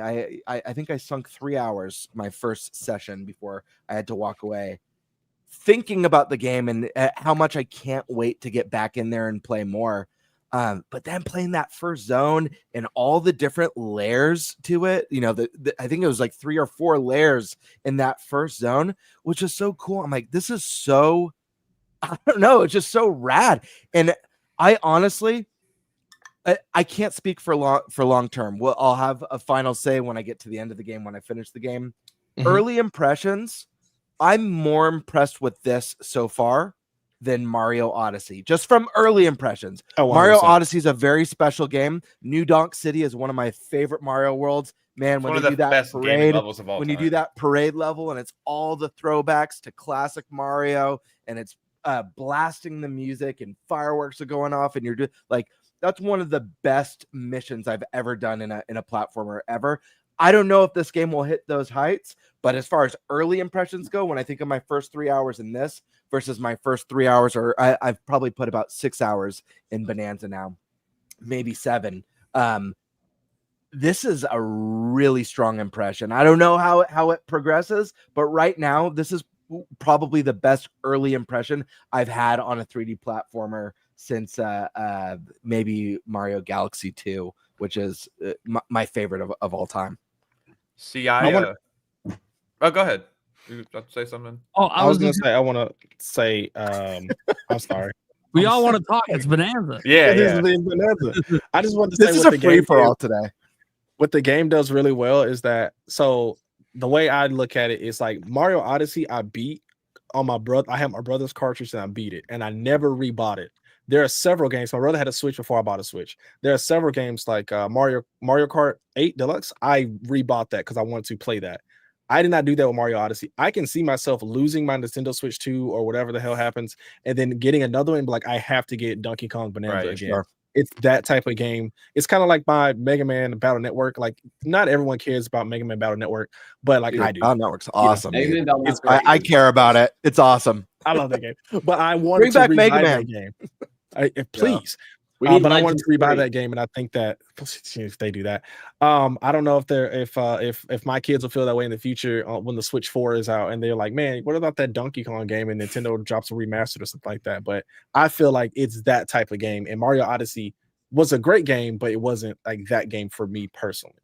Yeah, I also beat it in like 6 hours. Odyssey was pretty short. Yeah. You beat it in 6 hours. Yeah, think I mean beat it that's in not 10. 100%ing, but Oh, like, okay. I was story, like, yeah. Odyssey just has some really high moments in it. Like for me, obviously the parade one in New Donk, like that was a very special moment, especially as like a growing up on Mario since the NES. It's like, man, what a amazing moment. And then I think about the ending. Spoiler for anyone in chat who hasn't played Mario Odyssey. Taking over Bowser at the end was like the most pleasant surprise ever. I was like, hell yes, this is what it's all about. I'm hoping, I'm too early in Bonanza. I'm hoping that Donkey Kong has moments like that, at least in the finale, at the very least, that make me go like, holy shit, I can't believe they did this. Because that's how I felt in those couple of moments in Odyssey. Although Odyssey, I do wish some of the worlds that you went to in that game were undercooked. I felt like we had that cool kind of Dark Souls world that I was so stoked on, and it was just a boss fight, which felt a little bit disappointing. And I wish they had gone as big as New Donk and I forget the Desert Land, that they do a really good job. That's super explorable. But I will say this. There's something about even the easy bananas that are like pretty obvious and easy to find in this game. Mm-hmm. For whatever reason, maybe it's just because this game's new and on new hardware. I don't know if it's the same for you guys. You let me know. For some reason, it's more satisfying finding those easy bananas than the way I felt finding the obvious moons that were just like sitting on a rock. There's honestly something so simple and satisfying about the way you break the bananas. The way you punch and they maybe that's it. Yeah, 3 times. It feels so good to do. Yeah, it's satisfying every time. The moon on sitting on the rock or sitting on a ledge that you can just walk over and grab was never satisfying. The easiest banana I found in this game has been satisfying. Maybe that's it. Maybe that's the reason. I don't know. I'm here for it.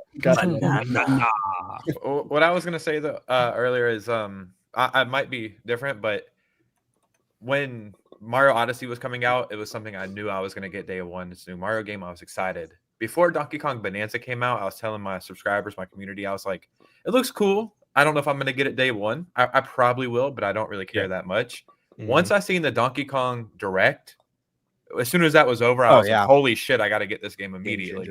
Yeah.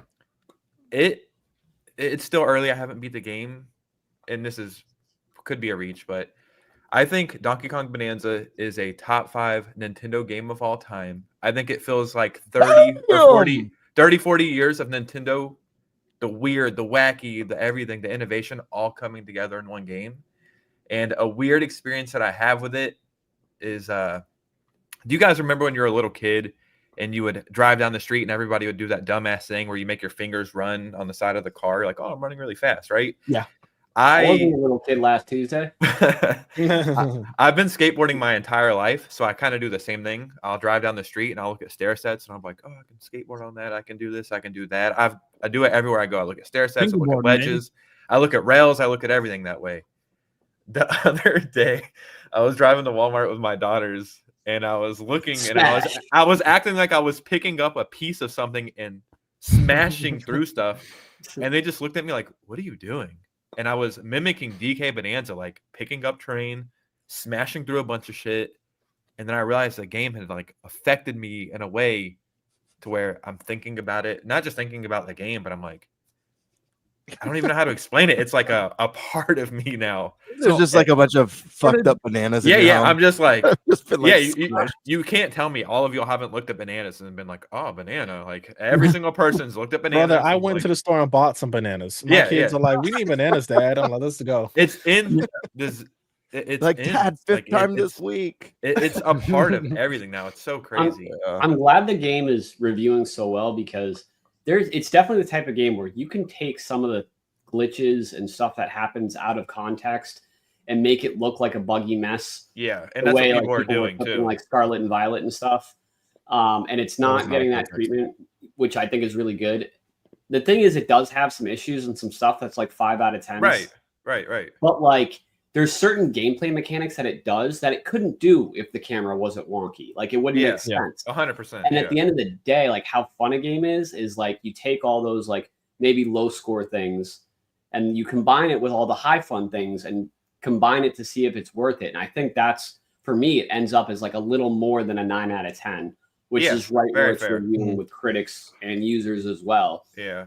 And it's nice to see it not get like review bombed or anything like that because it is an exclusive. I do think what Gamebird and Jake, I think you were saying as well. I do think, unfortunately, I think hopefully it doesn't happen, but people might buy the game and give it that first 1 or 2 hours. The tutorial area, I really do not think is a great representation of the game. Yeah, I don't know. I played the tutorial at Target before it came out, or the demo.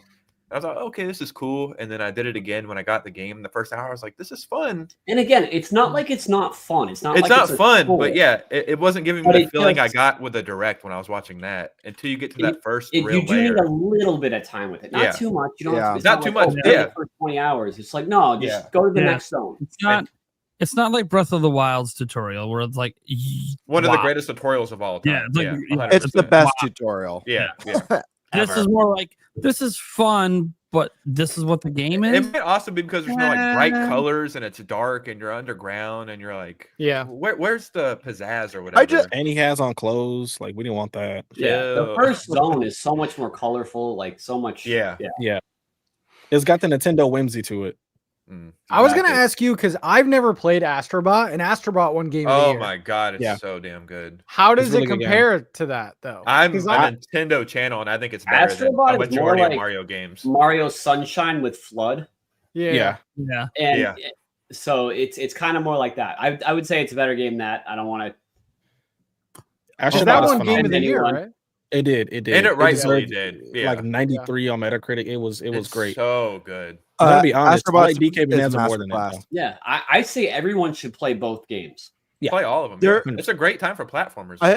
It is. I don't necessarily know whether it's like what's the better game because they're different. I feel like they're very different. Like I'd say a better comparison for Astrobot would be something more along the lines of Mario 3D World. Even though Astro is more open than 3D World, it's still that point. It's a point A to point B platformer. It's not like It's also an kind of like open Galaxy. zone explorer. Or like Galaxy would be a better comparison for Astrobot. So it's hard. It's like saying, what's better? Would it be in the same league? Like Joe's saying top 5 all time. I think it is. I just think it's everything coming together, I'm not far enough to say that, but I am far enough to say it is one of the most memorable and like I said, one of the best early experiences. Like Gamebird was saying too, though, it's new hardware as well. That is a part of it. We're playing on and I get banjo vibes from this game, and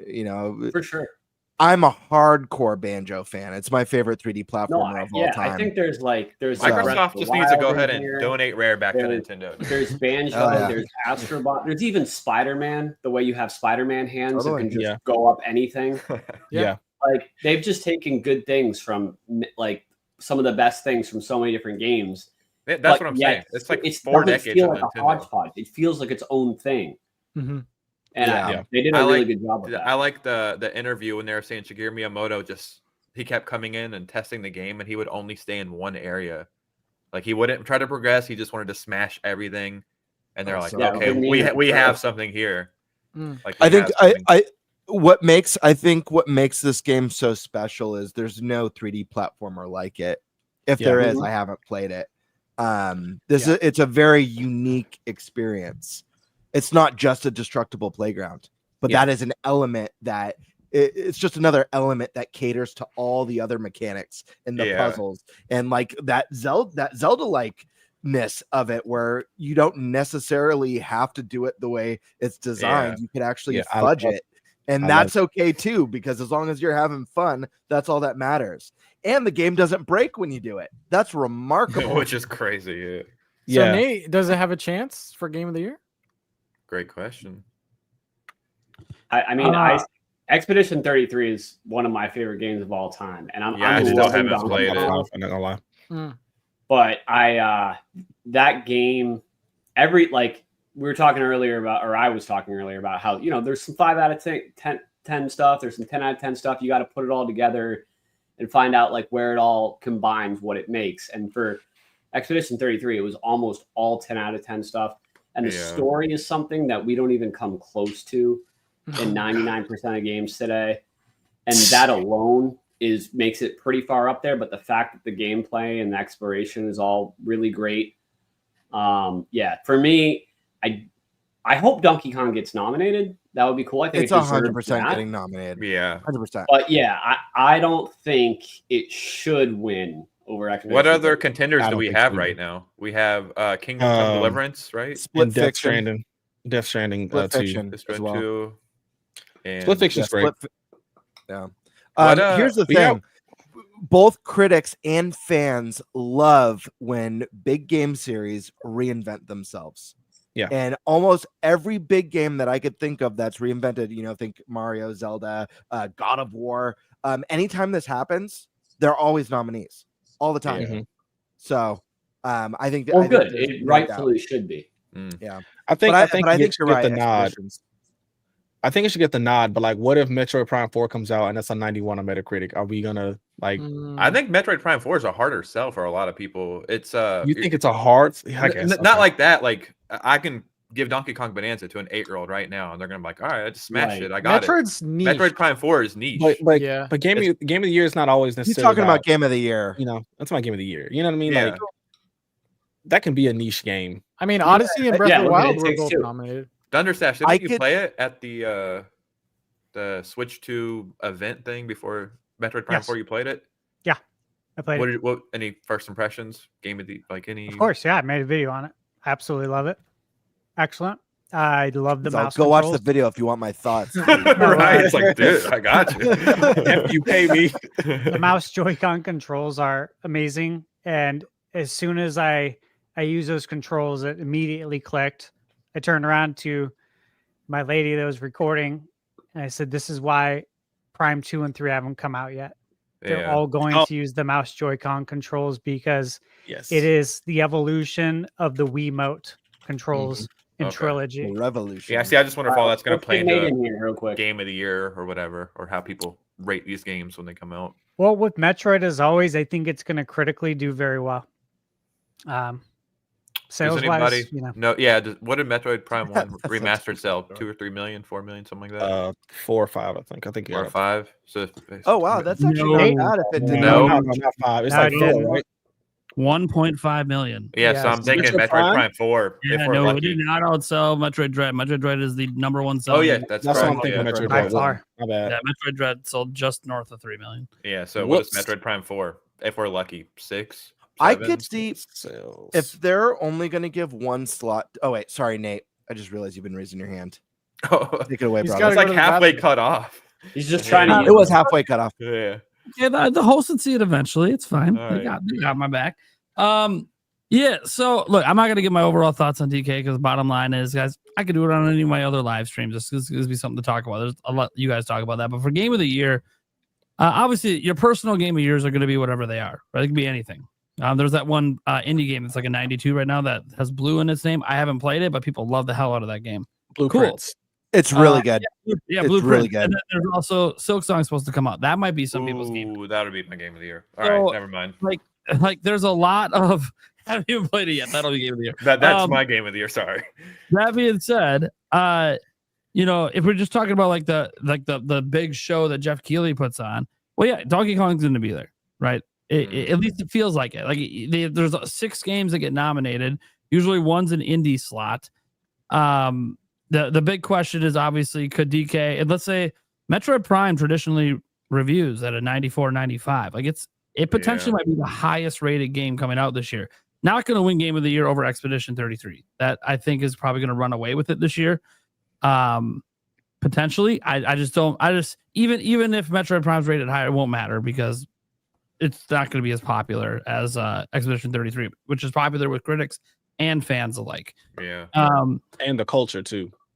Yeah, and there's a whole culture thing with it too as well, like making a statement in the industry. All this stuff. So like it's going to be, and I'm not even saying it doesn't deserve it. I haven't finished it yet, but I'm having a fucking good time 20 hours in. So yeah, no problem with it winning game of the year. So this isn't like me the other year trying to argue about Tears of the Kingdom, beating an actual more revolutionary game. That being said, I do think that Bananza is probably going to get in. Like I look at the list. Death Stranding 2 will be in on Jeff Keighley just because it's Kojima. It's going to be in. Yeah. And the Fire one, I think, won game of the year. So It'll be in because it's Kojima. Then you're gonna have obviously Expedition 33 will be in. Split Fiction's going to be in because they're also a prior Game of the Year winner, and also it's a 92, so like it actually deserves to be in. At least at this time. Obviously, the year's not over. Donkey Kong looks like it's going to be in. Right now, it's a top 4 rated game of the year, just in terms of reviews. And then after that, you got 2 spots left. If history repeats, Ghost of Yote, or however you pronounce that, will probably get in, although whether or not it deserves to get in, given how stacked the year is, we'll see, because the last game rated an 83 and got nominated. We're gonna have a bunch of games. I think we might have more than 6 games in the 90s. Like, it almost feels like the year it shouldn't. Great really year get. for gaming, man. You know, Yeah, because I mean, Ghost might not make it in with the competition this year. Yeah, Ghost might not It'll make probably it in. win. It'll probably win a category. When but does that probably come win out? Game of the It'll be year. in some other categories. What's the cutoff time? October. October, November? What is the cutoff? It's like November or something, right? It's like November, the first week of November or something like that. Yeah, but it comes out in October, I believe. Okay. Yeah. It comes out in October. Yeah, so that leaves the 2 spots. One's probably going to an indie game, especially because Blueprints is rated so high and Silk Summer rated so high. So one of those 2 are probably going to get in. So that leaves that last. Coming out? Yeah, it's supposed to. They said that the PR guy said it's supposed to come out before the Xbox handheld. Man, I don't care about that game anymore. It took 60. Whatever. I don't care about that game anymore. Next. It's the most overhyped game of all time. Exactly. I don't get it. I played 2 hours of it and I was like, get out of here. What is Yeah, what cannot wait. Not to go too far off topic, but I will say I'm not sure, given how long it's taken for that game to come out, that it's, even if it's fantastic, It's going to be able because to of live that. up to the high no one. It's impossible. Such a long device, because it's an indie game. Maybe it will, but I'm not sure. But anyways, Okay. finish Prime. Yeah, so that leaves that 1 spot left. And that's where I'm like, okay, what's that spot going to be? There's other big games coming out that could get that last spot. It's gonna be Bonanza. Well, no, Bonanza I already included in the first spot. Oh, sorry, I missed that. So for me, it's like, well, because if Prime 4 comes out and rates as well as the other Prime games did, I mean, you almost can't leave it out, because the critics who do the votes will have rated it as the highest rated game of the year if it rates as well as the other Prime games did. Oh, Switch 2 Welcome Tour will be in there. Yeah, no, I'm just saying, like, there's other big games coming out still. So I'm kind of curious if this is the year Nintendo somehow nabs 2 slots, neither of them win, but that's still a big W for Nintendo. Right. Just to have a Switch 2 exclusive and a cross-gen game get in, even though, yeah, you're not going to beat Expedition 33, which is totally fine, because that means DK and Metroid will win other categories as well. So yeah. I don't know. I'm curious though, because obviously we're not there yet. We'll have a better idea once we get closer to when they announce the nominees, because then we'll have the whole full slate of the year come out. We'll see where the reviews rank. And I know people say, who cares about the reviews? Well, the panel are the ones that did the reviews. So you can get a good idea of nominations usually by looking at how the panel reviewed things. Yeah. I think there's more to it than the review score, though, the average review score as well. That's why I think that even if, let's just say, just for the sake of argument, Nintendo gets 1 slot in Game of the Year, and Metroid Prime, let's just say, averages at a 95. Let's just say for shits and gigs. What is DK Bonanza at? 89 right now? 91. 91. Oh, 91. Okay. Let's say Metroid is a 96. I think that DK still gets the spot. Me too. Because DK does still get the spot. It reinvented. There's a story behind it. It's reinvented the wheel. It's reinvented 3D platforming. And granted, maybe Prime has reinvented the wheel as well. We've only seen a slice. I don't think it gets a 96 without reinventing. Yeah, that's why I was curious about the mouse controls. I'm like, if it gets a 96 and it's left out, but it's the highest review game of the year by these critics, that is like, what are we doing? It wouldn't surprise me though. I would not. That's not surprising me. They left out Fire Emblem 3 Houses. Someone needs to go up to Jeff Keighley, kick him in the balls, and say an 89 rated Death Stranding 2 can't make it in over a 96 rated Metroid Prime 4. Yeah. Like, I'm sorry. You can't. It's the highest review game of the year. He would love to have Nintendo in there. Yeah. Yeah.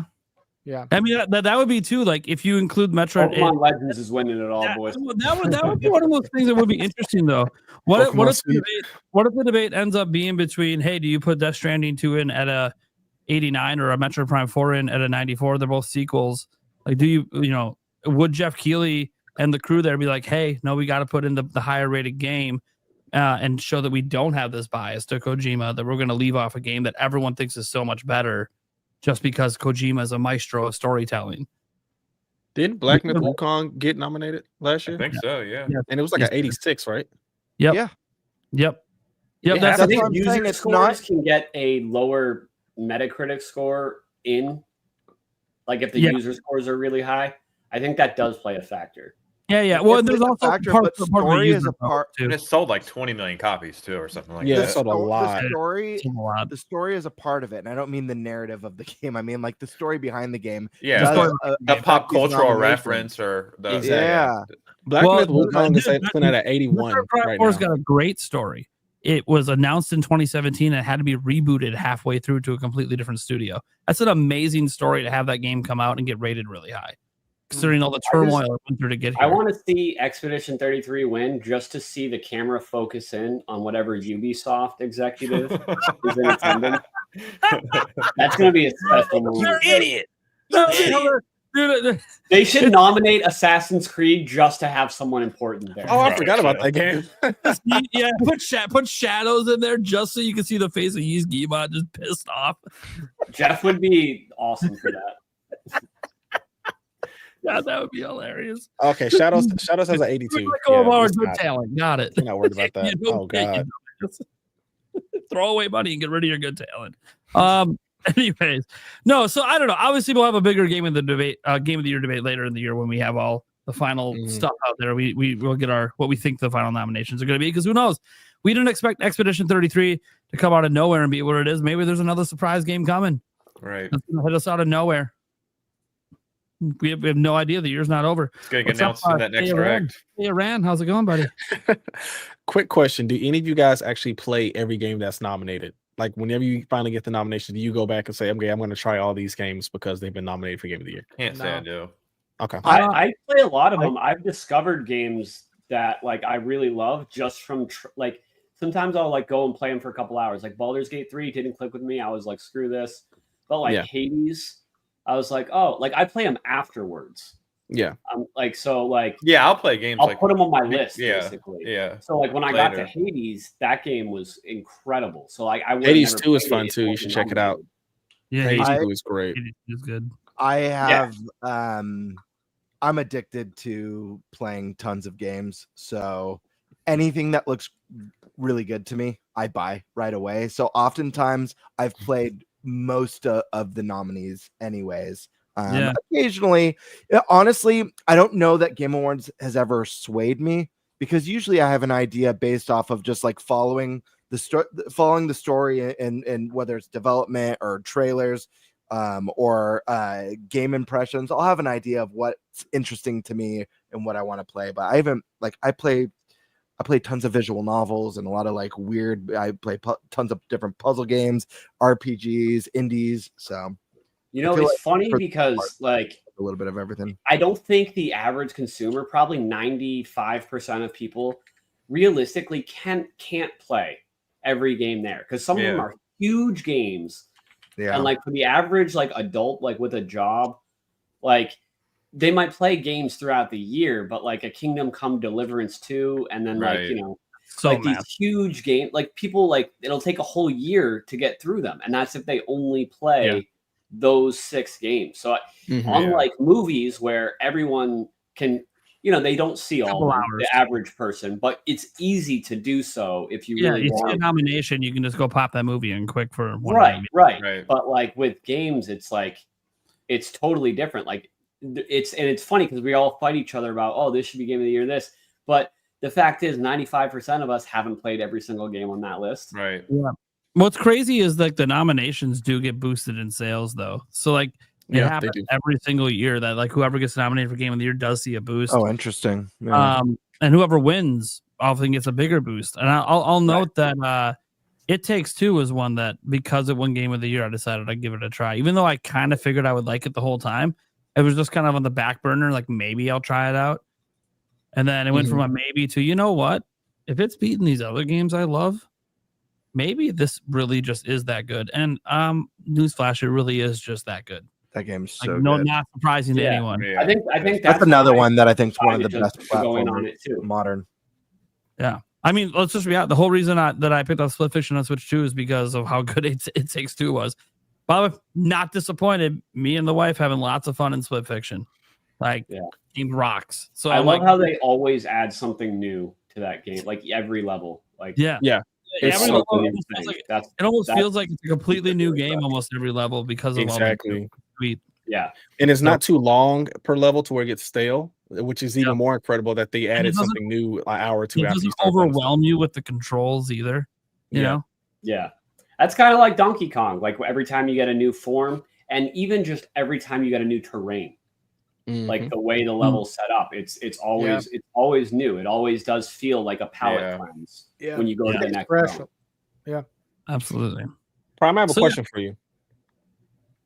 You said you and your wife are playing Split Fiction. Is she a gamer? She said she'll say she's not, but she puts more hours in than I do. So okay. The reason I asked is because some of the bosses in Split Fiction, I was like, I don't know if I could do this with someone who didn't understand game mechanics. Some of those bosses were like, I need someone who gets it. So to be fair, she mostly plays Fortnite, but so she hasn't played like games like this before, and she was able to pick it up. She's even better at it than she is at Fortnite. She's not even that good at Fortnite. She's not really getting better. She just likes running around the world and looking at shit. She likes exploration. That's what, because of Zelda Breath of the Wild is the thing that opened her eyes to exploration and loving it. But this game isn't really about exploration, so it's a different kind of game. And she picked up the controls pretty easy. It's like it's basically just like 2 buttons for most of the game. That's true. It's very easy to pick up, and there's a lot of teamwork involved in it. So you really feel like, especially when you're doing it with a partner, that like you're doing it. It really does feel like you're doing it together, not just one person dragging you through the level, like some games can make you feel. So yeah, she loves it. She wishes we had more time to play it. We should be done with it by now, but kids, life, work. we're barely playing it, but we are playing it. I'm hoping one of these nights we get to sit down and play it for like 5 hours straight. But okay. I think that's going to do it for that topic. I guess we got a little bit of time before I get to the Q&A section. I'll just briefly touch on this bonus topic we had. Mostly this is just about, we have some actual sales data for Switch 2. It's coming now, some official real data, not the finalized data for any of the territories, but we have retail data at least finalized for June. So Japan's final data went about 1.5 million Switch 2 sold in the month of June. That's just retail, does not include the My Nintendo store sales, so we don't know what that is. Only Nintendo does. We'll find that out on August 1st. Same thing is basically true in the US, where there is 1.6 million in sales, according to Circana in the United States. That doesn't count Canada or Mexico. Just the US is 1.6, and that also doesn't include the My Nintendo store sales. So whatever Nintendo sold directly, we don't know. So that puts it at 3.1 million just in those 2 territories. We obviously knew that it sold 3.5 million worldwide in 4 days. So in both territories that we have those sales for, not even counting the My Nintendo store sales, fastest selling ever in a given month. I think beat PS4 in the US was 1.1 million in the US in 2013 in November. And then I think it beat GBA. Actually, I think was the fastest selling. Yeah, the Game Boy Advance, yeah. Yeah, so it beat GBA. It might be the fastest selling, but it didn't sell every unit available on like the previous consoles. It did in Japan. That's Japan. In Japan, it did. In the US, I don't really know. So like the US is weird because some places it's easy to get, other places it's impossible. You can't even find a Switch 2 here. Every time it's restocked, it's sold out. Same here. Yeah. It's been in stock all day. At Walmart, like all 3 bundles. I saw a couple in Target the other day. 3 bundles is crazy. Yeah, the DK Bananza that they had for DK Bananza's launch at my local Best Buy, they had 70 systems, and I wasn't even there for it. Obviously, I already have the system and already have Bananza. I was just doing some shopping, and by the time I got back up to the front, they were already sold out. I'm like, what the fuck? Wow. Yeah, they're moving really well, but it's not like impossible. Yeah, no, well, I think they had enough stock to continue stock. Yeah. Doug Bowser said that they have enough stock to get through the summer just fine. So they're doing regular restocks, which I guess what's throwing people off a little bit is that Nintendo's waited. Like they could have released the system months ago and they didn't. And so they have more stock than usual. So the restocks are faster than usual. And people just aren't used to it. They're used to systems just being sold out for like 6 months. And Nintendo's like, happened during COVID. We're actually like, I saw some arguments where people were talking about how, well, the sales aren't that impressive because you could just tell by the scalper prices not being very high. And it's like, wait a second. So Nintendo's we like scalpers? Nintendo meets demand. And so I also think that, like you guys were saying earlier, Donkey Kong was not the right choice for a launch game, right? Mario Kart was, but it still wasn't a single player game of that caliber. So I think that as the Switch 2 gets more and more compelling software, which it obviously will, the sales are just going to keep getting stronger and stronger. So it's not like it's like this initial burst that's going to fall off. It's just going to pick up. And just like people are, that have any Nintendo franchise they're interested in, when that game comes out, they're going to need to buy one. I think word of mouth. Nintendo games they are system sellers. Yeah, I think word of mouth can help too, because World has like kind of bad word of mouth right now. Yeah. But Donkey Kong doesn't. And I think as more people start hearing about how great this game is, it's going to make people want to pick up a Switch too. Yeah. And I think those Pokemon bundles are going to give it a boost as well. People are going to be like, you know what? Like Scarlet and Violet didn't play that well. I already know that they play better on the next console. I really, what's more exciting than playing my favorite series on Nintendo's brand new platform? Yeah. I bet there's a lot of people that only play Pokemon that weren't going to get a Switch 2 that are probably like, what the heck? Sure. Totally. You get it for $10 totally. for the $60 version on Switch 1. And then on top of that, right after Pokemon, like Nintendo's going to announce probably in whether it's this next Direct that's rumored to be, by the end of this month, or the September Direct. The holiday game is usually the biggest game of the year. We do not have a holiday game yet. Nintendo's been keeping their games closer to their chest, shorter runway between announcement and launch. But I fully expect Nintendo to have a Switch 2 exclusive for the holiday. I think Smash Brothers is going to come sooner than later. I agree with that. I don't think it's this holiday, but I agree with you. I would not be shocked to have a Smash tease. I think it's unlikely to get a Smash tease by this September's Direct, but it's possible. I think it's possible. Is Sakurai's Kirby Air Rider, is that slotted for this year too? Yes. Golly. Come on, man. I only got one. A lot of great games, but not like huge names. Yeah. You know what I mean? Yeah.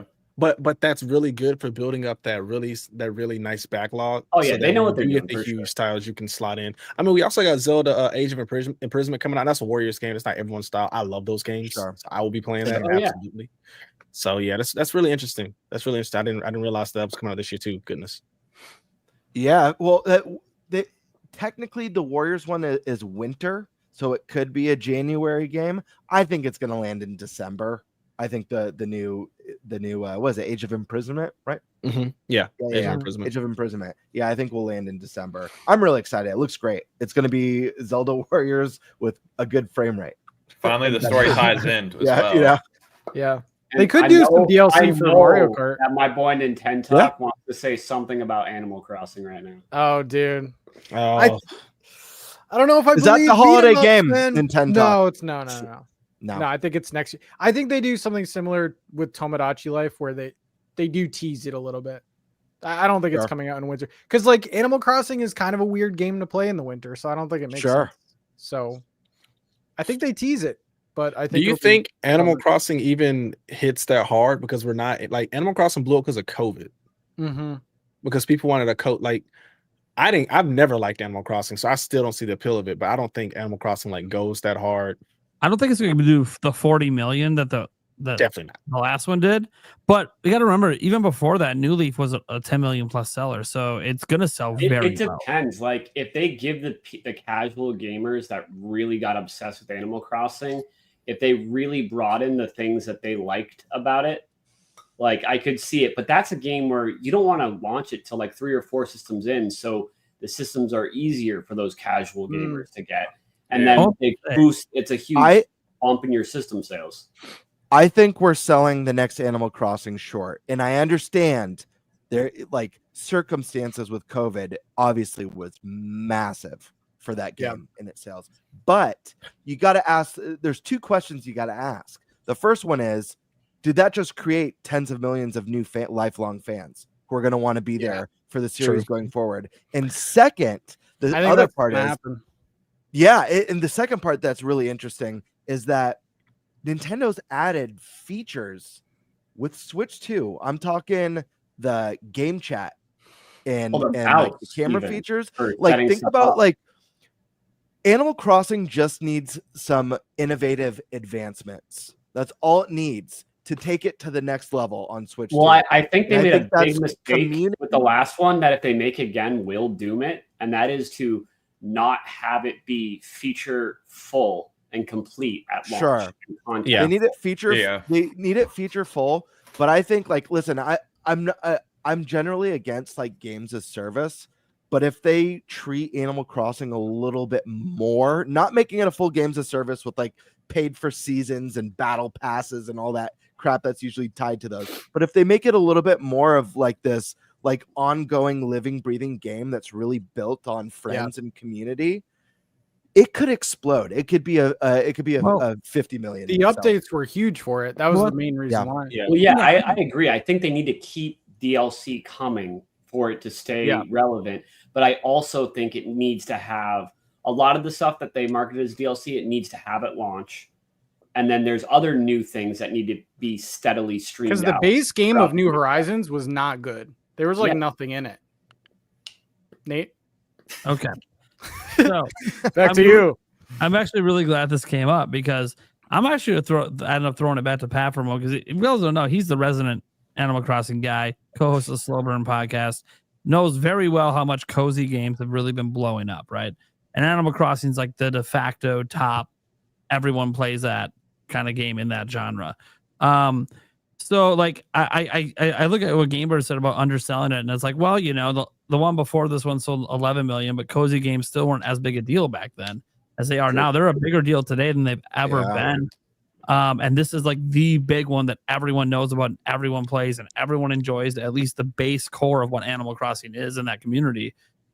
So obviously, you know, we want a more feature-rich game at launch, and we want obviously more consistent DLC. The DLC for that was fantastic, but then there was nothing after that, and that probably was because maybe they just realized, hey, we're towards the end of the gen, let's go right back to work and get the next one ready to go. So it's good.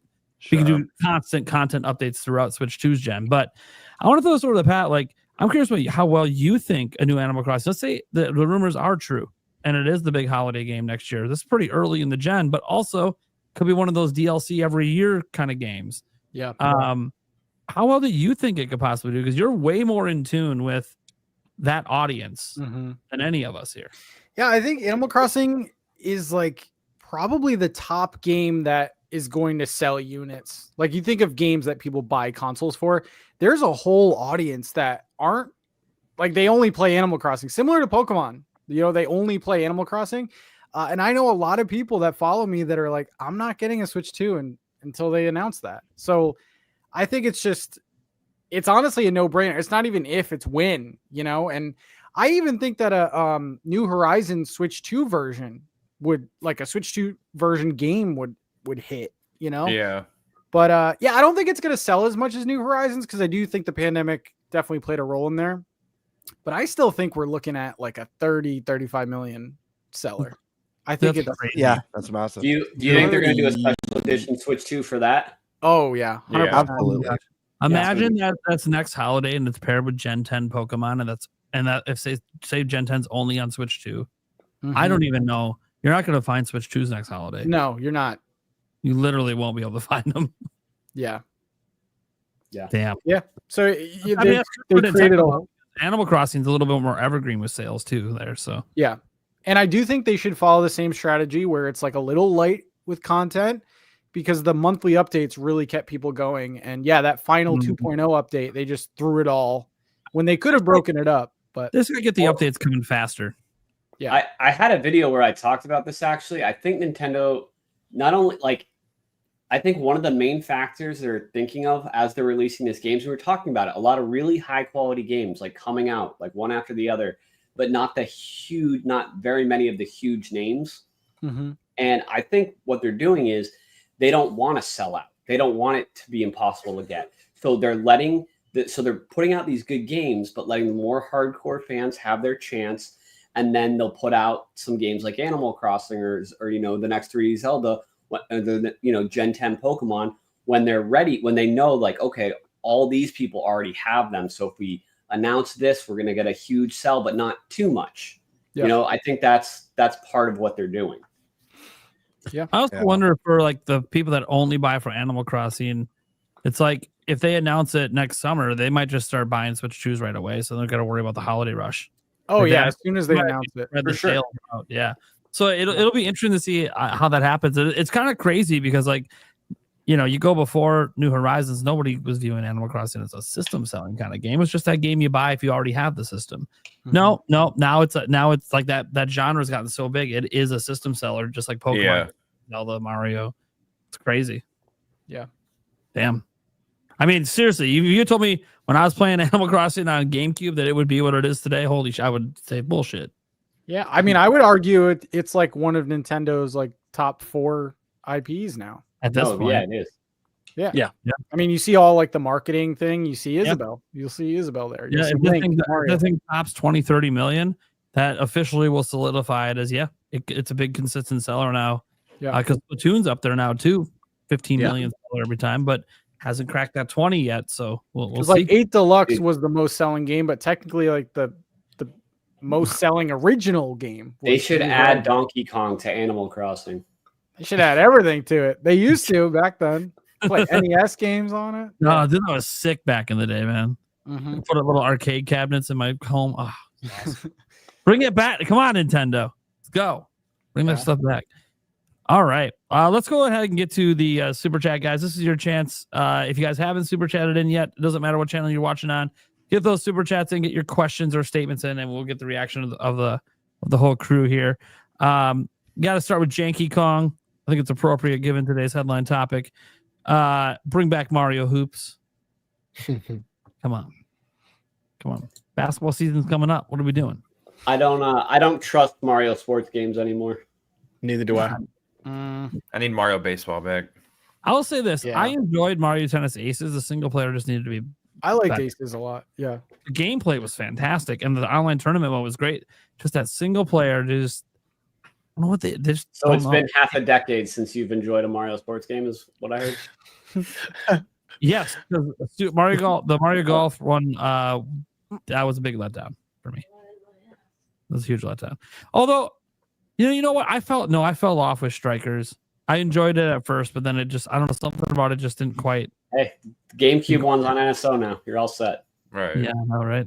Yeah, that one's a lot more fun. I played that. I was like, wait, what? This is great.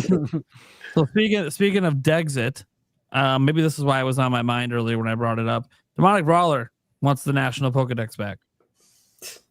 Yeah, it's not happening. But I mean, look, they got rid of it. Everyone bitched, and then everyone still bought Pokemon. So they're not. They kind of do add it now. They just do it slowly. Well, and via DLC. Yeah, it's just not ever what it wants. It'll never be exactly what it wants. They just don't really have a reason anymore. I mean, I kind of like having no more than 400 in the base game because it is almost like too much. That's what the games were always like that. It was just they would let you transfer in Pokemon early. I like the smaller. I've always liked the smaller. Were always like that. I've always liked the smaller ones instead of having the National Dex. And maybe this is just me going back to the early Pokemon days, even though but it was a National Dex. Yeah. Once it got overwhelming is when I stopped giving a shit. I always loved the guy to catch them all, and it really feels like I can catch them all when I don't have to worry about the National Dex. Well, the National Dex is always post game. Yeah, I know. And me catching all the Pokemon's always post game. Yeah. So I actually liked it when they got rid of I was one of the few people that liked they got rid of the National. Actually made me consider buying Pokemon again. But and I wanted to buy Sword and Shield. I was so dedicated to getting it, and then unfortunately for them, I was at E3 that year and got to play the demo. And I played the demo, and I'm like, this is not. I enjoyed Sword and Shield. A lot of odd ones out. I think the game probably is good. The demo just so turned me off. I'm like, I think you just gave me a bad demo. It was a bad. It's my least. That's the game that started my channel. Wow. Yeah. Really? Scarlet and Violet started my The channel. funny thing is, I've seen gameplay of it since, and I'm like, that looks so much better than the demo I played. Why did you demo the worst part of the game? The demo was from 3 years before. It demoed like a gym, and it No, was. I think really Sword and lame Shield is gameplay. the worst mainline game in the series. There you go. I haven't played it, so I can't comment on that. But all right. What? I did. The funny thing is, I did beat Brilliant Diamond Shiny Pro because I said I would, and I hated it. I hated every moment of that game. Yeah, you should. That game sucks. The only reason I even got through it is I was so frustrated. Someone felt mercy on me and traded me some level 100 so I could just fucking plow through the rest because I didn't want to fucking play anymore. It was so bad. I was having. And they were like, "You're having such a bad time, man." I feel bad that you feel forced to play this. Let's just get you fucking through this. Oh, Shiny Pro. Sounds like a skill issue. Yeah, it was not I good. liked it. So the Demonic Brawler also said that he was disappointed there were no NSO drops during the Pokemon Presents. Same. Yeah. Very I much wonder so. if they save all NSO drops nowadays just for direct Or think random so. announcements. The way Probably Nintendo the does. anniversary will get some. Maybe. Well, Nintendo themselves already showed some GameCube games, some Pokemon GameCube games, and it was like, Yeah. why show us that if you wanted Coliseum to wait and stuff, until next yeah. year anyway? Yeah, because I think there was one of the rumored games. Wasn't one of the rumored games from Beat 'em Ups that was going to drop during the direct? Wasn't that Coliseum? Yeah. Yeah. And everyone's like, well, why would they do it that? Because they're going to do it at the Pokemon Presents. Well, they didn't do it at the Pokemon Presents. So Yeah. No. maybe that's getting dropped if the direct happens. That makes me happy. So they're not going to do it. This one actually did surprise me that this hasn't happened yet. Maybe we're never getting another Let's Go game. You brought up, would have loved to see a Let's Go Johto. Absolutely. I was actually kind of shocked that we didn't get at least to the date, haven't had a new Let's Go game. Fingers got- crossed. You gotta think about this is that there's primarily one team doing all this. So Sure. if they're also working on a remake of Black and White and they're also working on this Legends game, and then they had already dropped a Legends game after Let's Go, like when does Let's Go actually queue up to get full attention? They no pause on some. I don't know that. They're one of the most lucrative game companies in the industry with unlimited resources. They can. Well, it's also a Pokemon Go. There's a will. tie-in. There's a way. It was Yeah, bigger it was a back Pokemon then. Go. Yeah, it made more sense because that's why it's Let's Go because it was tied to the Go games. Yeah, you're right. Yeah. Yeah. I'm just curious if they ever bring back the Let's Go. Let's Go Johto would be amazing. Yeah, but then they'd have to add Let's Go Kanto Pikachu. onto the end of it as well. But then They'd have to- also, I would have preferred Let's Go Johto over the Diamond and Pearl remakes. To be honest with you. yeah. Well, yeah, they hired, Everybody not- would. they hired a different studio for that though. So I The know. studio probably can do Let's Go, but I don't know. They should just get a team that can. They need to find a company they can work with that can do all the remakes that do a good job. Not Ilka. Yeah. Oh, here's the thing. I I second don't even want that. to be like it's bad. It was so low effort. At least it felt low effort compared to all the other ones they've done. But all the other ones were like done in house. So I don't know what I was really expecting. Yeah. It's the same game with better sprites, basically. No, they intentionally made it bad to make Game Freak look better instead of just making better games. It was propaganda the whole time. I think it was an experimentation to see if they could like re-release games cheaply and have them making sell a better lot. games. And then it ended up selling pretty decent. And I was like, oh fuck, are they gonna start doing more of this now? But I think I don't know. Maybe they think if they do it in house, they'll get better sales. We'll see. I have no idea because we haven't seen the Black and White one that's supposedly rumored to be coming or leaked or whatever in the big leaks and all that. So we'll see what happens with that one, Dude, even if they dropped, like, how Final Fantasy did like the Pixel Perfect collection. That'd be fire. If they dropped That'd be a Black and incredible. White 1 and 2 Pixel Perfect collection or any of the classics, oh man, it'd be so. Oh, if they did They'll a never do classic it. collection, They'll never that'd do be it. like a 50 million seller. Everyone Yeah, that would be will the realize biggest how Pokemon much game better ever those sold. games are, and it'll hurt the sales of the trash they want to sell. Yeah. In their mind. Oh, Damn. I'm just gonna feature this one quick because I gotta chug a beer here. Do you think Pokemon will ever feature streaking? Then maybe I'll buy it. We hit 69 in total super chat, so I have to chug a beer. I think it will eventually. Potentially. Streaking? Yeah, it will because it'll glitch out and you'll just have to be naked. There's gonna be no. Yeah, I mean, yes, but there's also gonna be a streaking Pokemon at some point. We're getting food as Pokemon now. We're getting like garbage as Pokemon. Yeah, they're all naked, technically. They're all naked, yeah. Yeah, that's true. Besides Machamp, right? Exactly. Underwear. Is that underwear? Or is it not? You think those are all arms? He wears Touch a it. Speedo.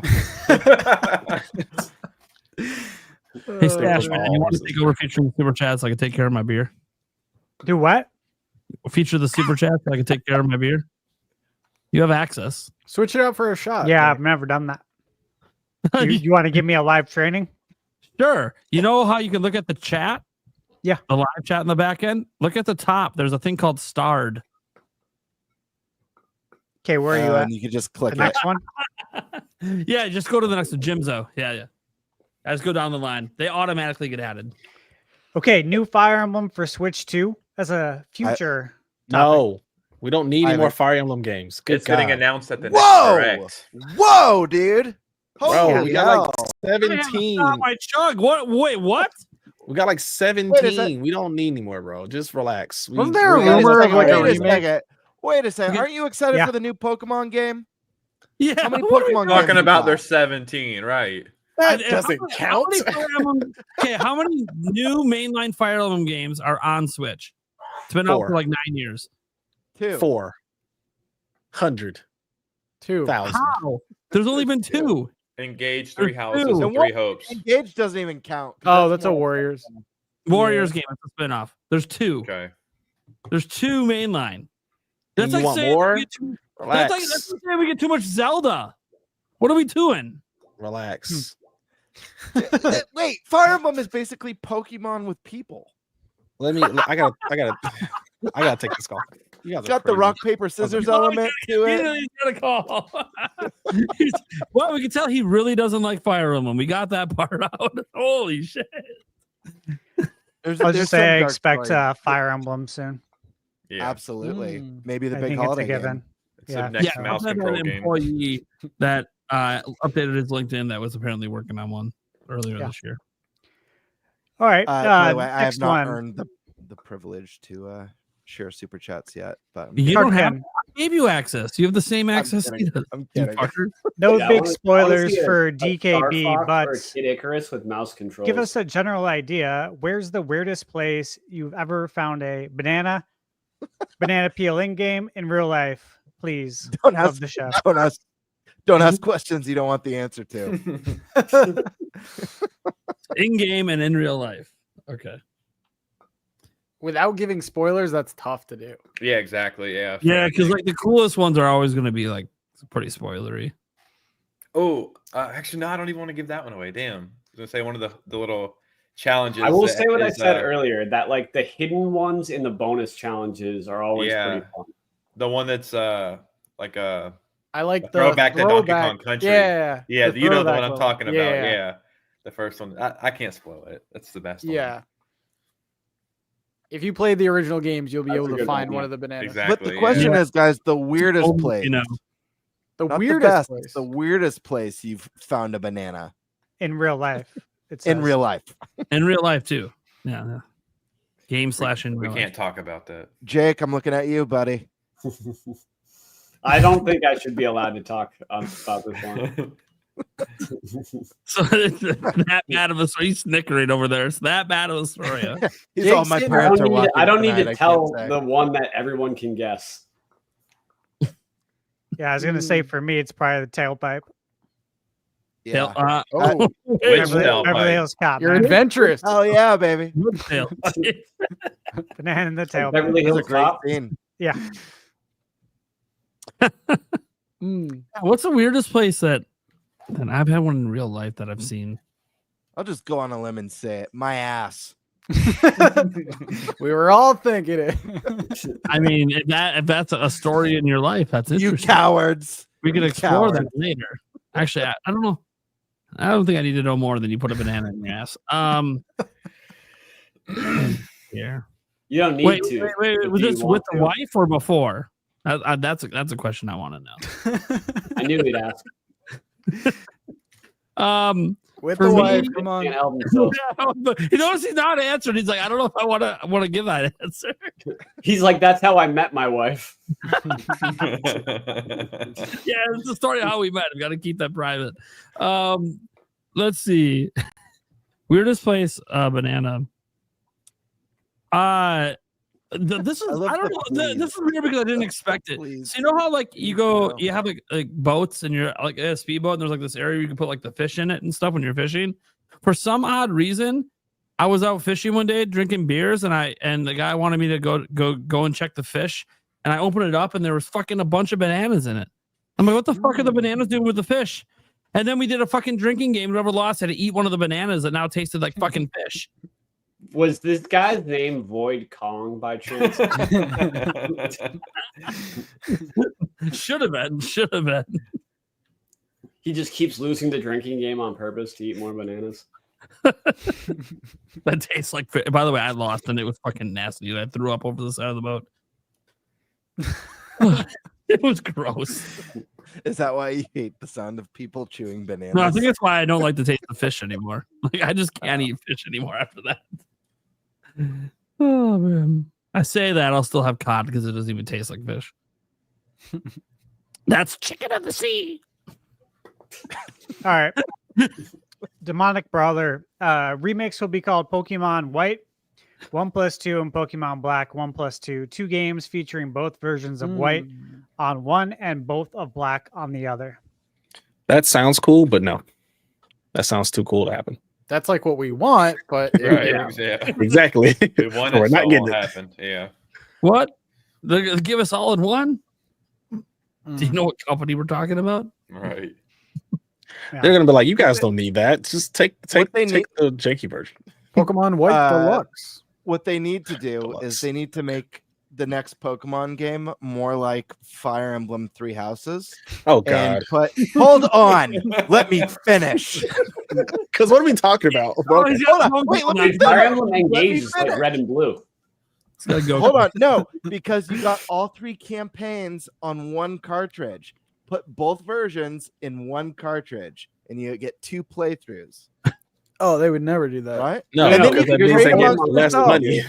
They would make it so they would have a Black and White 3, but the only way to get it is to buy both Black and White 1 and 2, Black 1 and 2, and White 1 and 2, and you have to play all the way through them both just to have the privilege to buy the Black and White 3 DLC for the same price. The privilege. And if you Just don't get charge it, you're $100. broke. Exactly. Mustache Man, I'm sorry. All right. I think there's more to the ranking night battles. Hopefully. And then you put another one in right after. I want to see the 3rd stages of starters and megas. It do is too. wild. We only got Those two. one mega in that trailer. Yeah, we One don't new- know what the new forms for the starters look like. We're not getting that until like maybe a week before, not a week, excuse me, a month before, maybe. Yeah. We're not getting that. We're not getting that. There'll probably be a dedicated ZA direct. Yeah, I think that's what I was saying was like, even though we're talking about what we haven't seen with ZA, like we also have to remember how they drip feed the trailers, because there's going to be one trailer that's going to show. Like think about even with Donkey Kong Bonanza, like we didn't really know a lot, and then we got that one long treehouse, and then, even then, that's not everything. Like I didn't even watch that because I was like, I don't need to watch that. I'm buying the game, and I bought the game, and I was like, I didn't know that half the stuff was in the game. Yeah. Yeah. Thinking back, that was true for like Tears of the Kingdom until that Aonuma event 1 month before the game came out. We really didn't. We barely do anything. We didn't know about the depths At Yeah, all. Yeah, at Yeah, all, that's which is crazy. Yeah. So I remember playing the game early, and I was like, how much you saw with the game earlier, Nate, was just really you were just trying to have a contradictory opinion for the podcast. What are you talking about? Earlier, when you were saying, you know what, guys, like what they've shown of us of Legends Arceus doesn't look fun. I'm not sold. No, And we I were all want. like, yeah, but they haven't shown so much. And then Yes. you kept arguing. Yeah. No, that wasn't it's trying to be different contradictory. now. No. How is it different now? Because I said there's going to be a direct a month before. I never said it was going to be good. Well, no, you said Tears of the Kingdom didn't show anything until right before, and then Yes. The contradictory opinion is the Zelda team is always consistently delivered, and the Pokemon team doesn't. I also think that I agree with Nate on this one. Well, also, I Nate think would buy that anything Zelda too. Like, well, Zelda, I think that there was something to the mystique around it in the mystery. Yeah. I don't think anyone's watching Z and be like, oh, it's so mysterious. They didn't even give us a name of Tears of the Kingdom. What am for I the going to longest time. discover when I play this? Oh, I think it's more of like, oh, what's this going to be like? But like, there's a mystique to Tears of the Kingdom. There was so much like, I don't know. Also, it was a sequel to Breath of the Wild, which helps because Breath of the Wild everyone loved for the most part. Yeah, you love Pokemon Arceus, though. I did. Yeah. You get him, Jay. Jake is my guy. Yeah, I love Pokemon. I love Pokemon Arceus. Good thing this isn't a direct sequel to that. Get him, Nate. It's literally it is a continuation of the series by the same team. Okay. And I loved Gen 1 and 2, and I didn't like Gen 3. What's your point? You didn't like Gen 3? Blasphemy. That's crazy. Yeah, that's actually kind of Well, weird. I don't think You made my point for me, sir. I don't know how I made your point for you. It's not a direct sequel just because it's in the same series. I'm going to tell you right now, I'm not the only person that is not excited about ZA that loved Arceus. I agree. You're not. But also, I'm not excited about it. You didn't like I'm Gen 3, intrigued. so that's kind of weird. What's kind of weird? That's kind of weird. You didn't like Gen 3 Pokemon. That was actually like peak Pokemon. Oh, Gen 3's peak. Yeah, that's my literally the favorite. pinnacle. Well, yeah. I think I'm trying. When did Gen 3 come out? What year was that? 04 maybe. I think it was 2003. Was it 3 or 04? Either way, to be fair, I was probably knee deep in some pussy back then, so I probably. Oh yeah. Let's just be honest. Women. High school days, so I probably stopped caring about Pokemon in high school. Anyways, I graduated that year.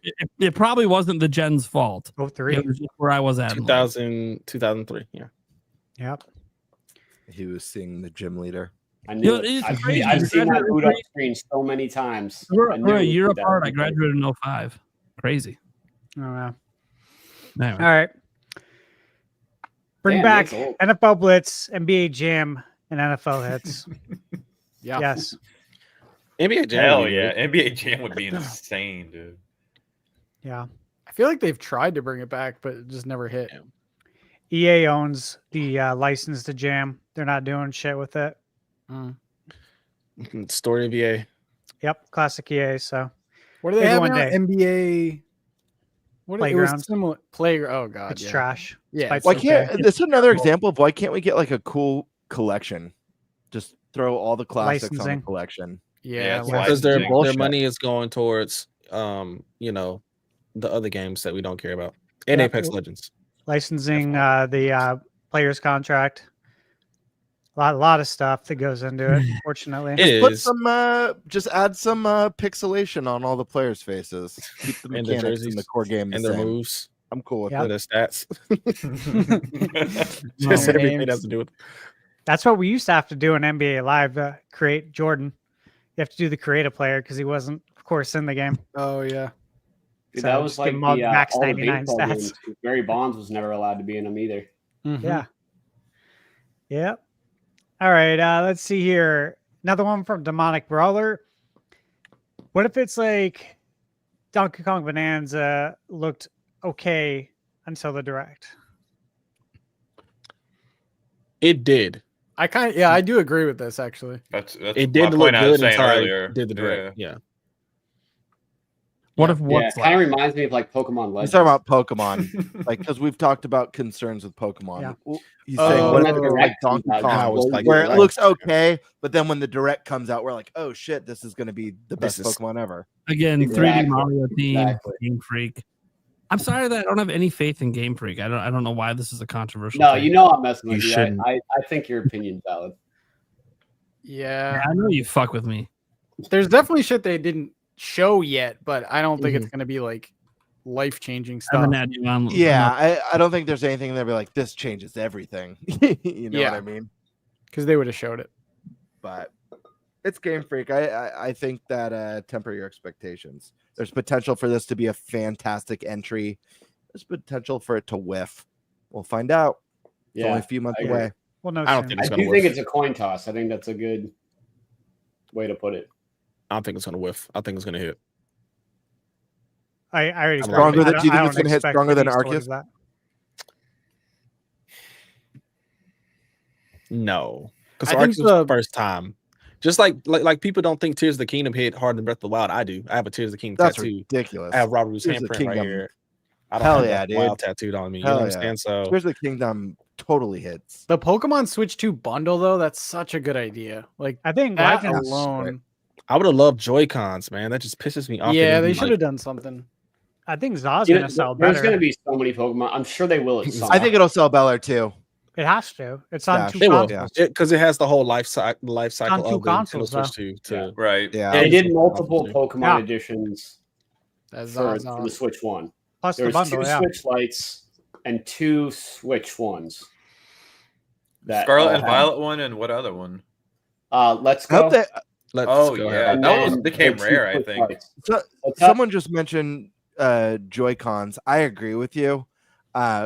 Who said that? So I heard it just a moment ago. Oh yeah, Me. I 100% agree with you.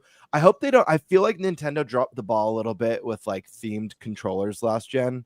The Pro controllers especially were disappointing to me. Very. Obviously, I think the Xenoblade one is cool and the Splatoon, but like I hate how the bulk of the color, it's just the grips on the Yeah. controller. Yeah, You know, you get a little design on the face of the controller. Yeah. I hope with the new controller design, we get like some more flair. I think the Zelda one was It's just good. so fun. Yeah, It was Tears of the good. Kingdom Yeah, the one Zelda one was was great. That one was Yeah. great. Yeah. I really They have a liked that. really good opportunity to bring back the Fantastic series, Absolutely. seeing dude. as how next year is 30 years for the 64.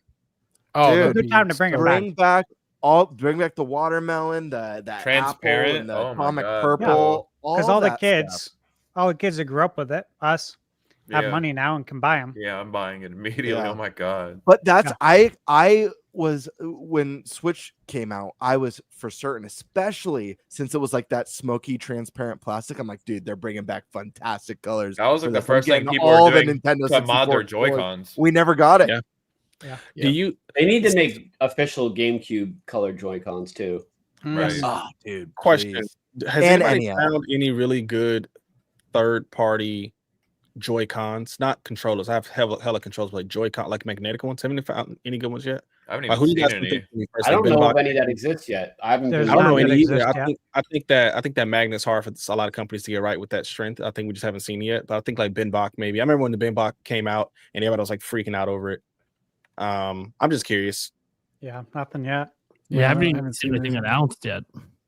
Nothing. Yeah, Yeah. nothing announced. I'm I'm keeping sure my there's eyes companies peeled. working on it, but yeah. I've gotten full like pro controller type controllers that work for Switch 2, but I've I seen those, but not. I seen finally them. got some controllers sent to me that can actually wake up the console. Finally, like third-party Mm-hmm. ones. Oh, Yeah, wow. Not even Games the Switch One controllers does can do that. I think The so. official Pro controller, What is it? Yeah. like the official Switch One Pro controllers, can't wake up the Switch. Yeah, I 2. know. Yeah. Yeah. Really? Yeah. I haven't tried it. Okay. I got third-party ones sent to me, and that's their big selling point, that it can wake up the console. It's just like, Yep. okay. Is it this one? I don't know what the hell they are. One of them. I got one too that can do that. I don't have any third party. Also, controllers. another. I have so many. I'm actually surprised. I I haven't get been them sent to me. to me, but I've had no controllers sent yet. Besides, The Cuban 2. They're these right here. The They're Genki called like. Sender? Oh, I have that. Yes, I love these. Look, I have it. It's so beautiful. Ghoulie Cat? Oh my god, this is what I've been playing Donkey Gilcat. Kong. It looks like a I'll go toy. with it. I gotta be real. It looks like a- does. It's beautiful. but yeah, this And then is I the got one that there's an pink one. embargo on, I guess, until August or July for this one. But yeah, they sent me these. Yeah, Mm-hmm. I got it in pink, and I got this one. I made my video on this one. I love it so much. That's awesome. hey, Yeah, I like I that worked one. with you before to do a big giveaway company. Where's my controller? God damn it! I have so much shit. Sent Maybe to it's me. because of Crazy. that big giveaway. You don't want to work with me anymore. I understand. All right, Demonic Brawler again, $2 super chat for 30 years now. I just want to catch them all. Hell yeah, brother. That's Yeah, me yeah, too. That's what I love. Where He did wasn't we even all? talking about Pokemon either. Where did we all start? Did anyone start on Red and Blue? Gen 1, yeah. Yeah, I started. Dude, Yeah, Yeah, that's how I learned. That's how I learned how to read. 'Cause my Yeah, brother- my big I really brother think had- that's probably how I learned how to read as well, man. I don't know how the hell I beat that game. as a Video little kid. games helped, I'm sure, my reading Yeah. comprehension dramatically.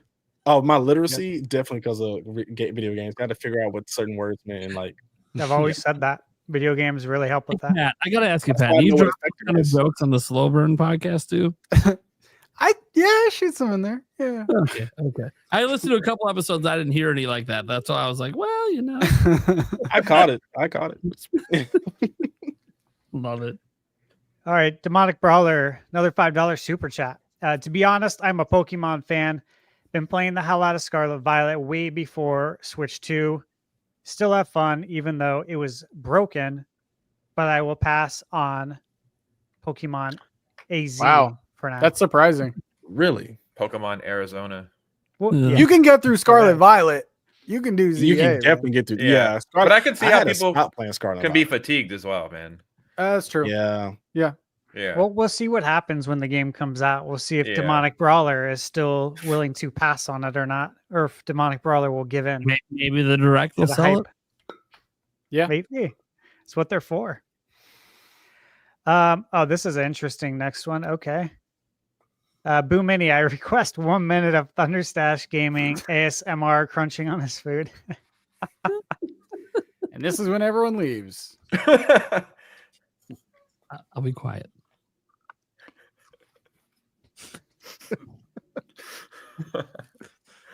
I wish it was a banana.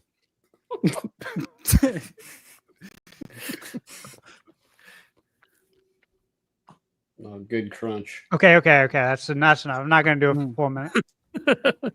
You gotta pay extra for that. That is the craziest super chat, by the way.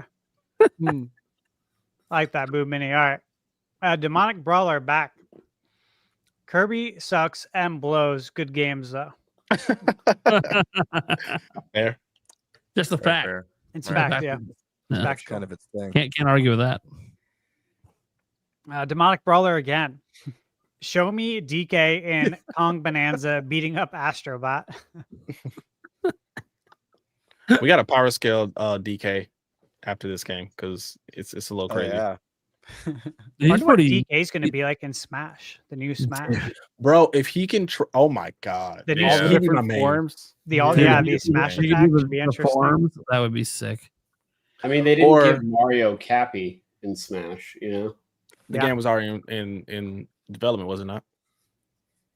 Yeah. People are saying that Smash might not be in development yet. Is kind of the prevailing theory at the moment. So if it's not, I don't then think it is you can personally. consider the forums. But It definitely has no to idea. be. Yeah. I think it's been worked on for at least Right. a year. Yeah. I think so. I think But Kirby's what's the been roster? done. For the new Smash Bros? Like what do we start? Are we just gonna build on the best Smash game of all time? Like we can't I do wouldn't that. do that. If I was them, I would do a reboot. You got to me reinvent too. every character's moves, I feel. Yeah. I think what Yeah. they should do is they should drop a Smash Ultimate Deluxe version for Switch 2, just like with all the DLC for $100. Because I'd buy that because I didn't buy every single DLC character. Do that, and then you can start. I don't need. I can live Where off have I that for heard like a that couple years. before? Well, let's make it 70. I know. Calm down. Right. I've been saying this since No, last. if I'm talking about all the DLC, all the added on characters. it would Yeah, have to we be like just need $100. all that negative feedback for the $100 game. I think that would be good. I do think that they got to reboot it, and then I don't know what crazy ideas Sakurai is going to have because he said he has some ideas if Nintendo will let him do it. But I think one of them is obviously all the base characters like Mario, they all have to have completely new movesets. They got to redo all of that. I think it needs a really cool game mode that we've never seen before. I think they should double down on story. Bring back something like the Yeah, Subspace that's what Emissary. We need but Waluigi, way dude. better. Listen, having the biggest roster doesn't necessarily make it the best game. I think Ultimate's been the best game, and the roster is a huge part of that. But I think he could reinvent the series and grow from there for when we get new entries. And I think that would be really exciting. You know, It would It also just- be it a really reminds me good of, way if they keep the roster tight at first for Nintendo to promote some of their first party games, like if they made a new Star Fox, or like if they didn't have Star Fox in the base roster and they announced him with a new game, they could take that Smash Brothers effect and use it for just themselves while they're building up the roster, and then let other people in on it down the road. But they could kind of take full advantage of it that way. Yeah. Dude, we could get a Zelda from Echoes of Wisdom who's like summoning the familiars. Oh my god. And that sounds really cool to me. Yeah. Just saying. That would be Sure. cool. You don't even like Fire Emblem. What are you throwing a know? bunch of beds everywhere? That will be wanna the see tech. I Gino. mean, we have Steve, so that would be the Mm. tech. Just throw beds, whatever. All right. Free Metroid hat. Member for 22 months, by the way. I have all the Wow. Battle Network games physically, and I love them. Such great games. Yeah. So I am not a physical collector by any means. There are only certain. I get every Bayonetta game physically because I love Bayonetta, and I actually ended up buying Battle Network physically. And Yeah, I collection. Legacy Collection. I do not buy games physically because I do not care. It's not that big of a deal to me. How did I miss don't hurt that me. they put Battle Network Legacy on Switch? I didn't even know that was a thing. Yeah. I'm a Are you huge serious? Hitman fan. Like 2 Yeah, years ago. I right? missed that. Maybe a little bro, longer. it's Maybe completely three. missed great. 2.5, 3 years ago. Yeah, it's like in a Wonder direct, if I could just still- casually. Can you still Just find that? casually. You want to be playing those games portably, like that's Yeah, part of the Absolutely, appeal. dude. I literally tweeted them like probably once a quarter for like the past couple of years, and then they finally That's did it, and I was like, awesome. sweet. It came All I out wanted. April 2023 was the release date. Yep. So a little Phenomenal over game. 2 years ago. Oh wow, it's only $26 on Not Amazon. bad, wow. I bought it For full physical? price. Immediately. Yeah, the Is that physical. is that for ESRB supported. or Peggy? ESRB on Amazon. I saw it. Yeah, Yeah, it's yeah, on Okay, sale. that's It's a always good on. deal. It's a Capcom game. It's a Capcom Legacy game. So they I knew it was gonna go on sale, but I wanted the game immediately. Are all the games on the Absolutely. cartridge? Wow. It held its value for a very long time. Yeah, though. and It it did, it literally did. has both versions of the dual version ones too. So Yeah, it's really technically cool. Nine Between them, or it's so- more. Tons of content. Tons. And there's an online online multiplayer component on it that's really cool. And there's like this underground Battle Network scene, and they went freaking nuts. It was a great day for them. Pokemon well should worth take it. note.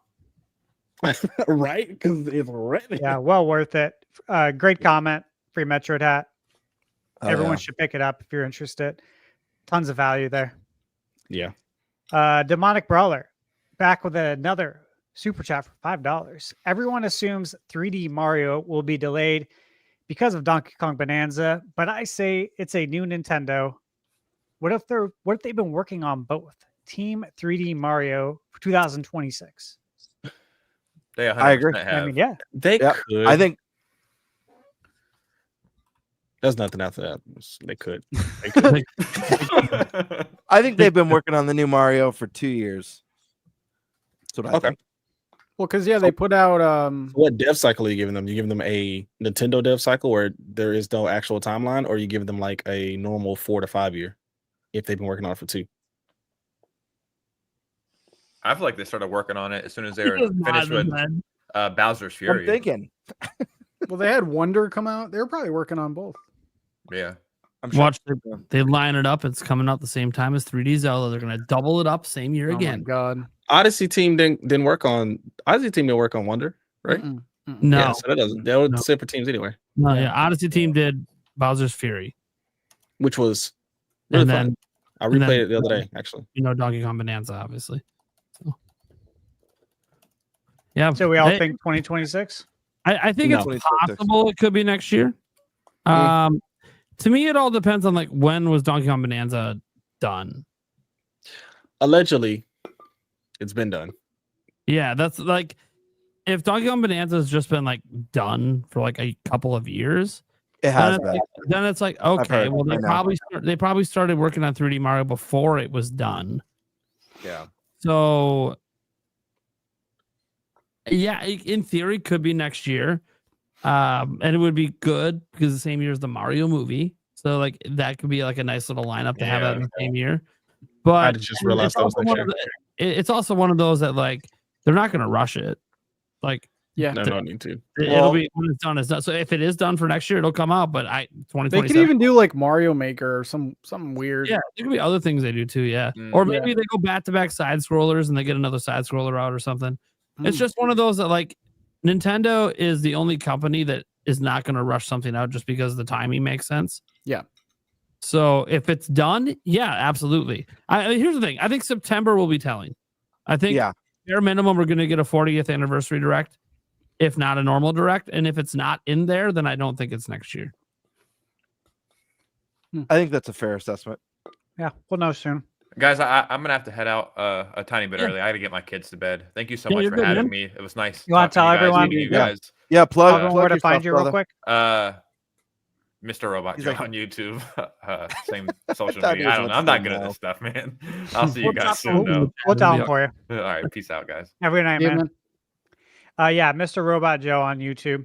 I've been subscribed to him actually for, I don't know, a couple of years. Long before I met him on the show. Nice guy, good channel. All right. Kartkin. Metroid Prime 4 might release in November. Too late for Game of the Year, anyways. It will be mine. I think they want to push it out before though, because that's not going to be their fall game, right? That's not their holiday game. Yeah, so here my thought process is there's got to be a Switch 2 exclusive for holiday. Is Metroid Prime 4 not exclusive to Switch? No. No. It has the performance and quality. I kind of feel like it's good. I kind of feel like Metroid Prime 4 is either going to be in the same month as Pokemon because it's just a totally different game that hits on a completely different audience, or September. But I don't think it's going to be in November. It can be in November, and there can be another game that pairs with it. It's one of those games where you can do that. I kind of feel like the weird thing is from someone I trust, they told me that like they're not done with the game yet, and so I'm like a little worried that maybe it gets pushed a little, but we'll see. Obviously, again, the next Nintendo Direct could be next week. And that will be if they delay that again, people are gonna go crazy. People are gonna freak out if it's delayed to 2026. There's no way they do. Yeah, well, especially because it's a Switch 1 game. Like it's going into the next year, Switch 2 will have already been out for a while.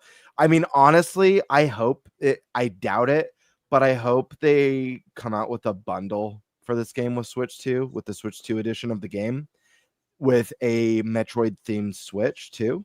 Because I feel like historically, this game not being a system seller, I mean, no Metroid game has passed 5 million units, right? None have passed 5 million, right? Yeah, Prime games. Well, the best-selling Metroid game ever is 3.1 million. So yeah, there you go.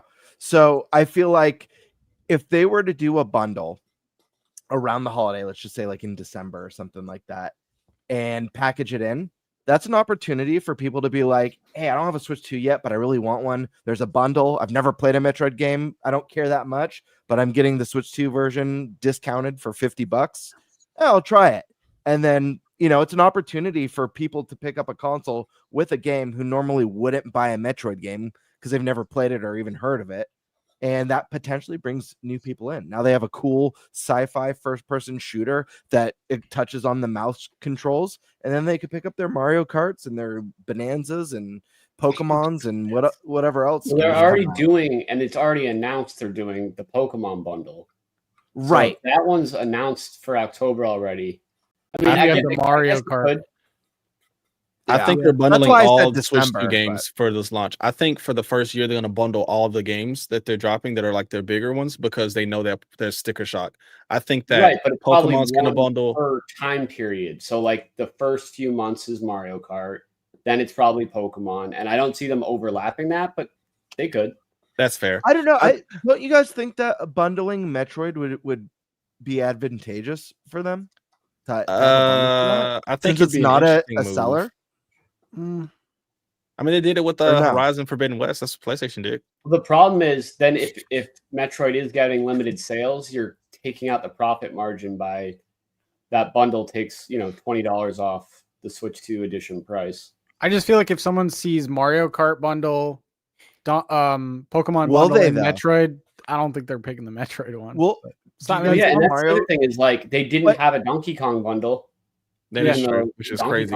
Sure, so they're picking one game per time period. It kind of backs that up. But here's the thing: I don't think Donkey Kong needed a bundle. Mario Kart, obviously, the appeal is that it's the launch title. You want that bundle, but also we know that's a limited bundle. Is that bundle available on Christmas? We don't know. Maybe it is. It would be smart to have it. I think it will be. Right. It would be smart to have it, but we do know it's a limited time bundle. At least that's how they've advertised it. It's limited time. I mean, every year for Christmas they've Pokemon had the bundles 8 sell deluxe out, in my opinion. Switch bundle. Sure. Yeah. Sure. Pokemon, I think, is going to sell out. I think those bundles are going to fly off the shelf. Oh yeah. So I'm just curious if that benefits Metroid, because this game's been in development for so long. No one bought Prime 1 Remastered, even despite the fact that it was one of the highest, if not the highest, reviewed game of that year. And the development's been how many years now? 8 years in development. This game. Too long. Would a bundle be beneficial? Maybe not. I don't know. I'm just curious because I hope that the word of mouth, I hope this game is like a 96 or a 97. I hope people are like, this is, the game that defines mouse mode and all that stuff. And I've heard nothing but good things from people who've played a very small vertical slice of the game. But obviously this is a series that I love and I'm passionate about. I'd love to get more eyes on it and more hands on it, for that matter. I think like an amiibo and maybe a pro controller, even though they're kind of trying to sell the mouse control. So I don't know, but sure, something like that. Maybe it's multiplayer. That's what I was saying, like might be a mouse like grip. That would be cool because there's not even an official one yet. Yeah. There's third party. Yeah, there's a guy 3D printed them. They look sick. What about multiplayer mode, guys? Do you think there's a multiplayer mode that cool. hasn't been announced yet for Prime 4? Oh, and dude, I've been championing for this. I'm not a hardcore online multiplayer. It depends on the game. Obviously, there's certain games that I do enjoy it, like Diablo and stuff like that. But I've never been crying for multiplayer in Metroid, but I'd love to see it just for the benefit I think it would give the series. If they added it, it would be the best selling Metroid of all time. I think so. Yeah. Maybe that's the secret that we don't know about. What do You've played it, Stash. Do you think there's a possibility, based on your hands-on experience, do you feel like multiplayer could fit into the way the game felt for you? Do you think there's possibility for a multiplayer element? Yeah, I do. I do. I think there's a good chance. So casual. Yeah. And there's no Switch 2 online shooter. So that would be huge. Splatoon is right there. He said Switch 2. Switch 2. Switch 2. Well, there's gonna Switch 2. Isn't it gonna Switch 2? Raiders. Raiders. Yeah. Raiders. Yeah. I'm also gonna have to jump early. So yeah. Cool. You want to tell everyone where they can find you? You can find me Sayaran on all platforms. I talk the most trash on Twitter because it's a good time. It's a good rip snorting time. Say_ran. And then of course on YouTube I drop videos just about daily. Vertical ones and long ones sometimes too. But that's Sayaran Gaming. So yeah, check me out there. It's good seeing everybody. Everyone in your chat is so nice, even though they hate me because I don't like Fire Emblem. It's fine. Get over it. I'll get over it. You guys get over it. All right. You have a good one. Great job, Take it easy, man. Bye. All right. Let me go to the next super chat. This is a question for you, Nate. Hey, Nate. Thanks again for yesterday. Y'all think Pokemon will ever end? I hope not. There's so many real world places they can base Pokemon regions on. Ever is a long time. The world's gonna end someday. So probably someday, sure. In my lifetime, absolutely not. Yeah. So there's that. Also, don't be thanking me. Thank you. For those who wonder what the hell's going on, sent me a fan letter, handwritten, very emotional letter. So thank you for that letter. Don't be thanking me. It was a restraining order. Read it. Old school. I love that. That's hilarious. It will never end, dude. There's so many forms of Pokemon. He's been subpoenaed. I agree. I don't think it'll ever end. Not in my not in any of our. I mean, they just talked about a theme park. It's gonna be forever. It's yeah, we've so only just huge. begun. Yeah. As crazy as that sounds. It's so nuts. Only just begun. Yeah, I've only been there most of my life. I know, it's wild to think that. I mean, look at Nintendo, That's right? terrible. Nintendo, the NES, 40 years. I feel like we're entering the golden era right now, 40 years later. The theme parks, the movies, The Switch 2. All the stuff we wish existed when we were kids. Exactly. Mario Yeah. Kart World and DK. That's a damn good start. Yeah. So My kids don't know how good they got it now. God damn it. I know. Dude, I hate that. I wish this shit started sooner. I feel like I'm at the halfway point in life. Yeah. I'm like, I'm already halfway I'm done. still going on that Hopefully. DK coaster. It's happening. I'm going. I am too at some point. Let's see. Do you think Mario Galaxy 2 will be full price on Switch 2? And of course, that's, factoring in that Mario Galaxy 2 comes out, which I believe it's going to come out. Yeah, do they know something we don't? I think that's why it was held back from the 3D. If it's like a remaster or whatever, like some people have talked about, sure, it'll be full price. What are we doing? This is Nintendo. I mean, they sold Donkey Kong Country Returns HD at full price, which by the way was more expensive than it was when it first came out. So, like, what are we? This is Nintendo. Yeah, that'll be full price. I'd be shocked if it wasn't because it's Mario. Anything Mario, yeah. Yeah, if it was like How Metroid, much was 3D All Stars when they had it out? 59. Yeah, 60. 59, yeah, $60. So yeah, that's the question, so right? Galaxy's worth 20, but Galaxy 2 is worth 60. Because it'd be a remaster. I think Mario versus Donkey Kong was what, 50? 49, yeah. Yeah, it was Yep. a little less. Yeah. But then Luigi's Mansion 2 HD was 60. That's crazy. DK was 60. And how much was Metroid Prime? 40. 40. Okay. Variable sense. pricing. Yeah, variable pricing. That makes no sense. Metroid. Well, the Metroid thing was probably because they wanted it to sell more, and they thought lowering the price would do that. But I don't know if lowering the price actually did anything for it. Yeah. I also think they hurt that game by doing a shadow drop. Like shadow drops are so cool, but not for a game like that. Like it needed time. They're cool for really hyped games. Like something like you could technically shadow drop, like do a direct and be like, hey, Silk Song, guess what? It's out today. And people are like, oh crap, they've been waiting for it for so long. Obviously, But that's also a game that was previously announced. You know what I mean? Like shadow drops are previously Metroid Prime wasn't even previously announced. It was only rumored. And then all of a sudden, here it is, announced and dropped same day. I'm like, okay, like it's kind of tough too. Anyone who doesn't know about the original game isn't going to suddenly care. You gotta let people care about this for a little bit. Holy shit! You kind of split some people though. I think right out of the gate because so many people who grew up with Metroid are the old school folk like us that want to buy it physically. Yeah. And then when you say like, hey, you're dropping digitally today, it's like, oh, I want to play it now, but do I double dip? Do I wait for the physical? Yeah, wasn't there like 2 or 3 weeks before it came out physically? Yeah. Yeah, well, I mean, the only way to shadow drop it is to do that. Otherwise, it leaks at retail. Pikmin 1+2 did the same thing. Yep. Yeah. Mm-hmm. Yeah. I expect the same to happen with Metroid Prime 2 and 3. Let's see. Yeah, I think Galaxy 2 will be full price. It's Mario. Full price, though, but let me ask you, 59, 69, or 79? What is full price these days? Yeah, it depends. If it's Switch 1, it's 59. Like if it's a Switch 1 game, it'll be $59.99, and then if they do a Switch 2 edition, it'll be $70. That's what I was thinking. Yeah. But not But 80. Certainly not. It has to be a remaster. It can't just be like what they did with 3DS. Yeah, I agree with that.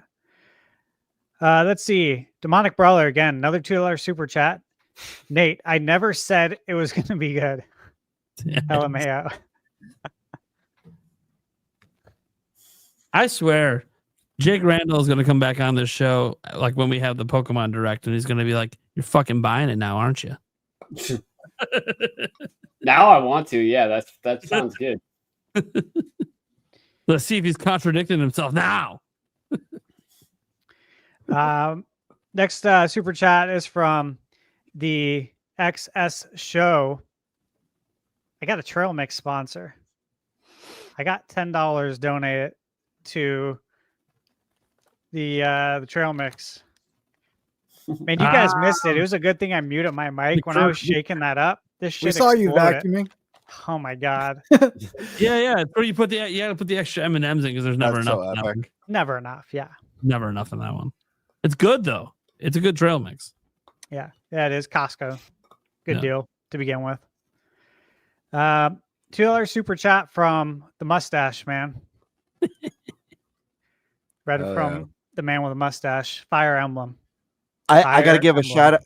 I gotta give a shout out to Mustache Man. This is my first ever super chat that I've ever received. Hey. On YouTube.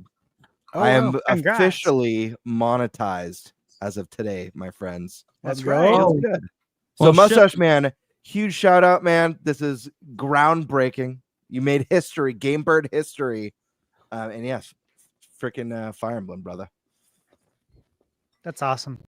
Thank you so much. Absolutely. Undertaker 610. If you take a banana from a certain NPC monkey in the mine, he yells at you saying, DK, you can't just snack on another monkey's banana.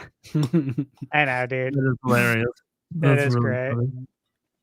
Now, when There's I first saw that, I was like, shit. what? There's some good shit, yeah. Yeah, that was good. Let's see. Michael Lorenz Part 2. I bet the Prime remembers the ending of Oh, hell yeah. God damn it. of is it Arceus? Arceus. Arceus? Unlike the ending of Ocarina of Time. Boom, roasted. Dude, ever since that podcast, it gets brought up every live stream. I love that. Yep. Every live. Someone super chats it in every time to remind me. Yeah, they have been. I think that was my hard to first believe. podcast. You have created a legendary moment that 10 years from now, people are going to keep bringing it up. Hell yeah, dude. Immortalized. It's an immortalized moment in channel history. And a bunch of people be like, "Oh, I just subscribed to you last week. What is he talking about? Don't worry about it." Whenever I feel sad, I'm gonna remember that and think about it. Think about how, dude, I was so sure and I was so wrong. It was great. We got Wink Demand 07, a $4.99 super chat. Do you think new NSO features will be announced in the July Direct? This is interesting. What features? I mean, I think we'll get games, but features. What could be a new feature, guys? Do you think we'll get like any kind of replacement for like game vouchers or anything like that, or the coins that we used to get when we bought stuff on the eShop? I think that there might be something new that's different. But as far as NSO features, I think, hey guys, I know it's one of Prime's most wanted features on Switch too is themes. Themes, yeah. Yeah. Oh yeah, that's a good one. That would be sick. Mr. P's been wanting those themes for a long time now, as long as I can remember. It would make sense. I don't think they add any kind of I think it's all gonna be games, all business, and then like maybe next year they start adding stuff like that. The only thing I could see is like Mario Paint coming to Super Nintendo NSO. Yeah, with the mouse Joy-Con. Mm-hmm. That would be a new feature. That's and the while you're at holiday it, give game, us SimCity on Super Nintendo with the mouse. That would be sick. Dude, I want them to add it to Dragon Quest Builders too. Yeah, That's all I want. Yeah, the it'd be very 2 helpful. campus and hospital games will be good with that too. Yeah. Oh yeah, Roller Coaster it would be. Tycoon. Yeah. All right, Michael Lorenz Part 2. Again, $5 super chat. Which comes first, the new 3D Mario, the Ocarina of Time remake, or a new Animal Crossing? That's a good question. That is a good question. Because it's all three of these games, I think, on our minds, Dang. right? I think that's the hardest question. That is tough. It's tough. I'm gonna I've say been on the Zelda. podcast. I'm gonna say Ocarina of Time comes first. Oh And then man, me I and hope Nick you're can right. talk about it more. You can talk about the ending. God. Exactly, specifically. Specifically. Oh, well, one of us can. I think this is a really tough question because there's a chance all three could be next year. Yeah. Oh my god. Those could be the Oh my big three gosh. next year. Wild. It literally could be the big three next That year. would be a wild. But it's not saying, even if they all come in the same year, one's coming first. So which That's one true. is? I know. That is true. It's a great question. It's a tough one. Yeah, it's so tough because, like, you know, Animal Crossing I think is holiday, but then I mean, Animal Crossing can come anytime because you know it fits with any season. So I'm going 3D Mario, Animal Crossing, then Zelda. 3D Mario right around the movie, Animal Crossing right at summer, right when school gets out, maybe May, June. Amazing. Zelda, November. I'm kind of with you on that. Yeah. Same release date as Nintendo 64, November. Ocarina of Time remake just seems I think so summer good is to be a true. really bad time for Animal Crossing because I feel like a lot of people that play that game don't need to play a game during summer. I mean, the last one came out in March. And obviously there was, you know, the COVID stuff going on, but it was also still kind of winter. Mm-hmm. And so it, you know, a lot of people they're cooped up mainly because of the COVID situation, looking for something to do. But in summer, that is the season when people are the least cooped up of all, which I feel like does help Animal Crossing sales. So I just think summer is a bad call. They originally wanted to release New Horizons in spring, right? Winter. Spring is when it came out. They wanted the holiday game. 2019, yeah. It was the best game delay of all They time. had to push it to March, but they kept it in that winter zone, which arguably, it's funny how like that one decision to push it might have gotten an extra 20 million in sales because of how it lined up. Mm-hmm. Like a butterfly effect thing. But anyways. Yeah, So I think a fall makes sense. Fall? Where would Fall Zelda makes sense. fall? I feel like Ocarina of Time, if real, is years away. It just seems too good to be true, honestly. 3D Mario, I could see that next year. Yeah, I think that's first. With the movie, I mean, dude, easy money. Yeah, I don't think they're thinking at all DK delaying a 3D Mario. Like, I don't think so either. I mean, it's proof enough. They're releasing another racing game, dude. They're releasing a Kirby racing game. Yeah, the same year as Mario Kart World. Yeah, I agree with you 100%. Does that give us hope for F-Zero? Yeah, a new one. Now that we have 2 racing games, probably much later. I think the GameCube drop on NSO was it. Yeah, because who made F-Zero? What didn't Sega make that F-Zero? Sega. And they Sega were and making Amusement. The new Sonic racing game.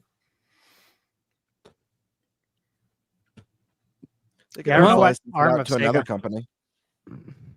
no, I look at these 3, and I think I figured it out. So for starters, I think the Ocarina of Time remake's been in the works for a while. I say this because Aonuma was teasing it all the way back in 2023. So the only reason I believe it's happening is because Aonuma is teasing it the same way he teased Link's Awakening, the same way he teased Echoes of Wisdom. Like, he's got this history of teasing games, the remakes specifically, before they happen.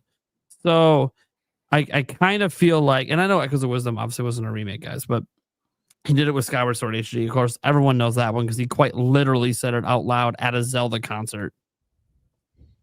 And then Nintendo had to release a statement the next day denying it, only to still do Skyward Sword. He clearly, I don't know if it was in the works at the time, but he clearly was going to make Nintendo put it in the works by putting that out there.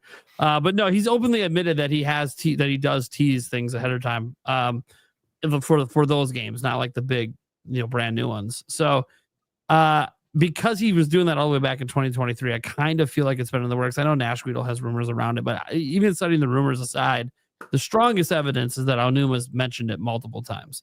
He was even asked directly if they were making it, and he refused to answer, and he laughed. And then he was asked directly about a different Zelda remake, and he outright denied it. So in the same interview.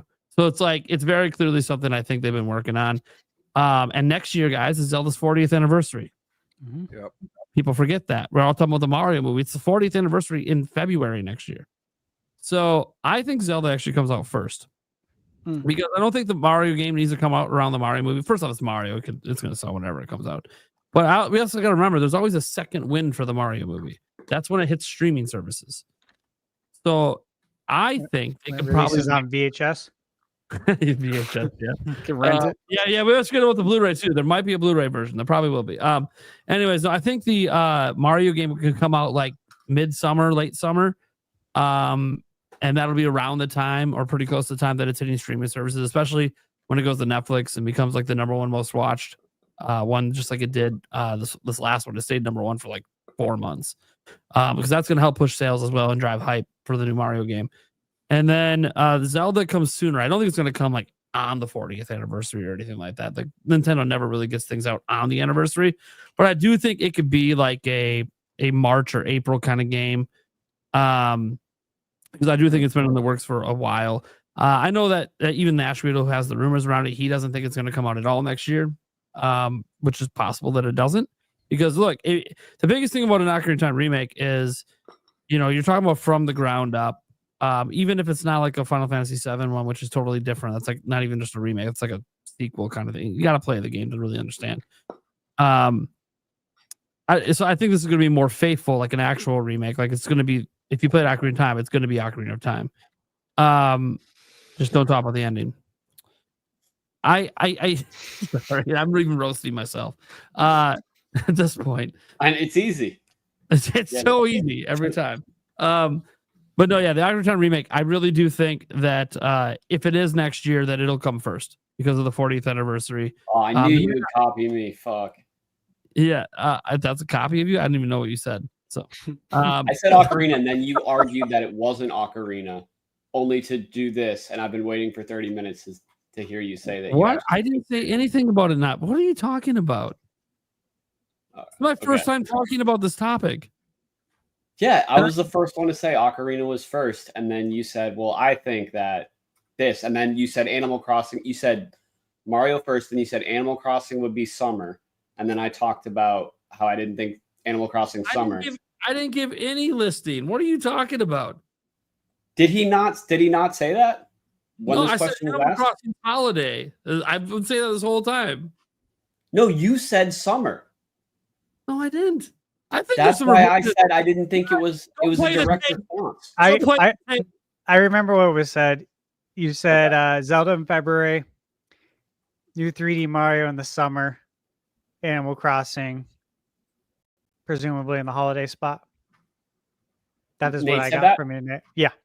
Okay. Fuck. Does that sound correct? I don't remember mentioning Animal Crossing. I swear someone said you haven't yet. It was assumed that since you went with February and summer, all that's left is fall/holiday title. So look, the Animal Crossing thing, I've always been saying winter if it does come out because that's what the rumor was. I heard you mention it earlier, so I'll give you that. Like Beat 'em Up's rumor was that it would be like the one big thing and it'd be like the holiday game next year. So I was like, okay, I'll just go with that for now. Whether Beat 'em Ups is true or not, we have no idea. I guess if there's a direct, we'll find out.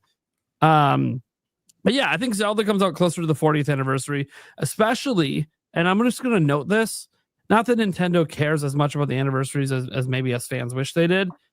The 35th anniversary, they kind of did Zelda fans dirty. They came out with that Game & Watch thing. Yeah, that was it.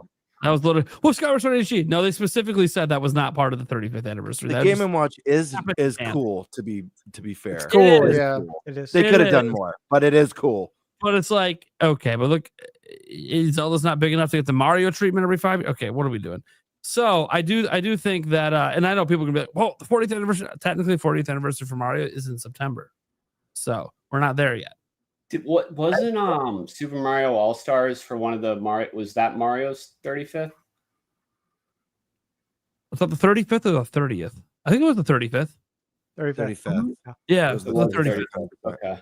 It would be cool for Zelda's 40th. They could do a collection like that, even if it was limited. Ooh. Sure. Yeah. I have no idea. But if these three games are next year, I think Ocarina first, Mario summer, Animal Crossing for the big holiday to pair with Pokemon. That'd be like the best year ever. Yeah, it'd be crazy. I think Animal Crossing first, Zelda second, Mario third. Only because I feel like Animal Crossing is great for early summer. Get it out like right before summer kicks in. Animal Crossing is great all the time. Yeah, it's great all the time. Earlier, what's that? No, it's my first time speaking earlier. No, I did mention earlier in the podcast, like way earlier, that Animal Crossing in the summer. But this is my first time. No, it's my first time speaking on this question. But I think Animal Crossing, very early summer. I think Ocarina of Time, late summer, like September. In Mario, next 3D Mario as the big holiday title.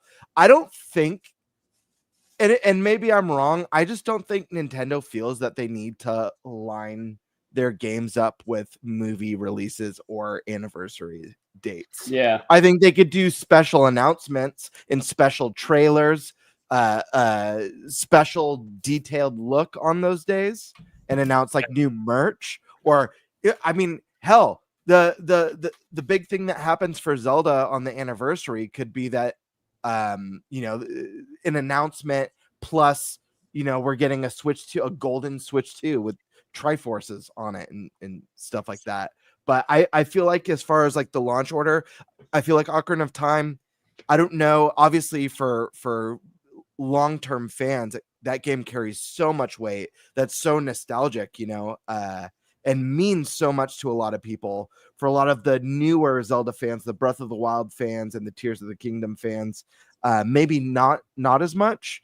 But Mario, the big 3D Mario, I think expectations for that are going to be, especially with DK now, through the roof. Because everyone, I feel like, despite what we get from Mario, the next 3D Mario, expectations are going to be that whatever DK Bonanza did, 3D Mario is going to do bigger and better. Do you think in the next 3D Mario, Donkey Kong will be featured pretty prominently? I don't know. I have no idea. Maybe it's possible. I don't know. That'd be cool. I think he should. Yeah. Got the Mario vs. Donkey Kong. He was in the Mario movie. Pretty. It would be cool to have him as a boss. Do a throwback like that. Ooh, do an evil Donkey Kong again. Would be cool for the new Mario. Maybe Mario gets pulled into, a mirror world, where things are messed up and DK is bad again in this new world. Who knows? Like, but I think like 1985 from Back to the Future. Absolutely. Yeah, that would be sick. It would be sick. I just think it would be a really cool throwback to go like all the way back to DK's origins in the 3D realm. The course in Mario Kart too, where you're like climbing up. Yeah. For DK. So it's like they kind of put that in there. You know what I mean? So maybe they are trying to.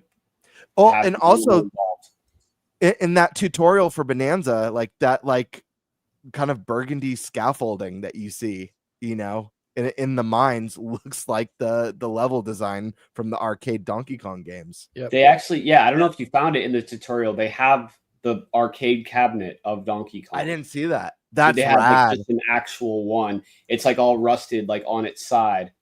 That's so cool. Yeah, no, I didn't see that. That's really cool though. There's something else related to his old game later, like the original. Okay. Yeah, I'm gonna have to boot up the tutorial again just to see that cabinet, but that's exciting to hear. Yeah,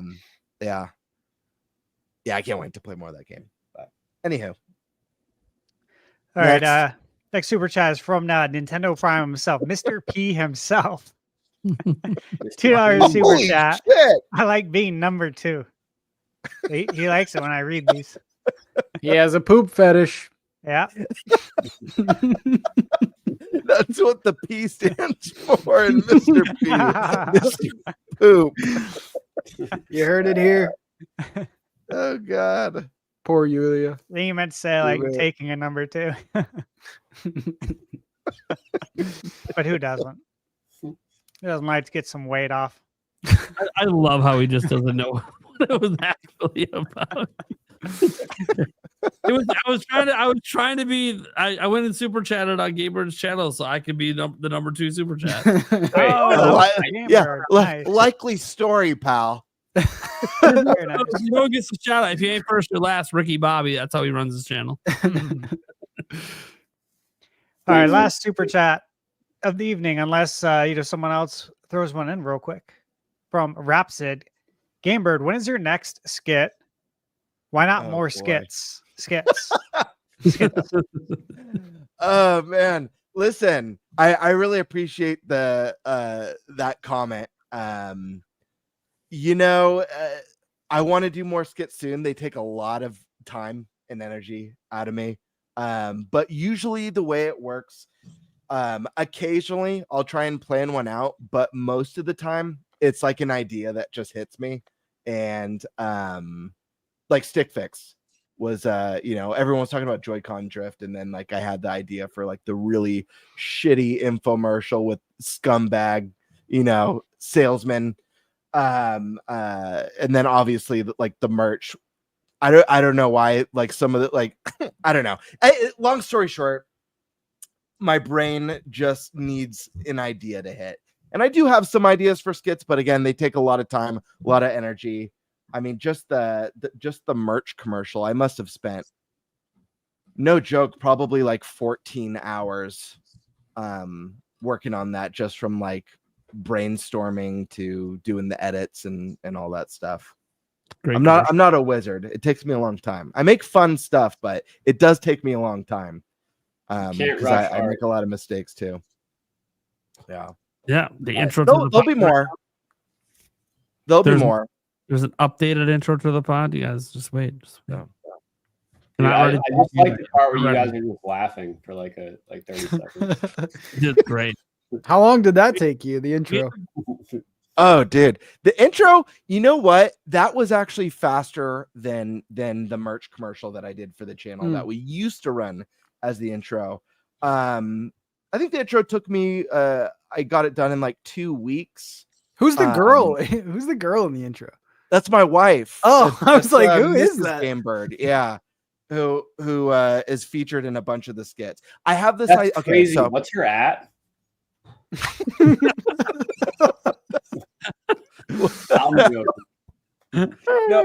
So I had this idea for my channel, not to derail, because I really wanted to implement more skits into what I do. But it's too hard to do every video. It's just too time consuming. I work a full-time job. I've got 3 kids. So I'm very, very busy. It's hard enough just to do like a news video or a review for that matter. But I always had this idea of doing my channel kind of like a Pee-wee's Playhouse, where there's different reoccurring characters.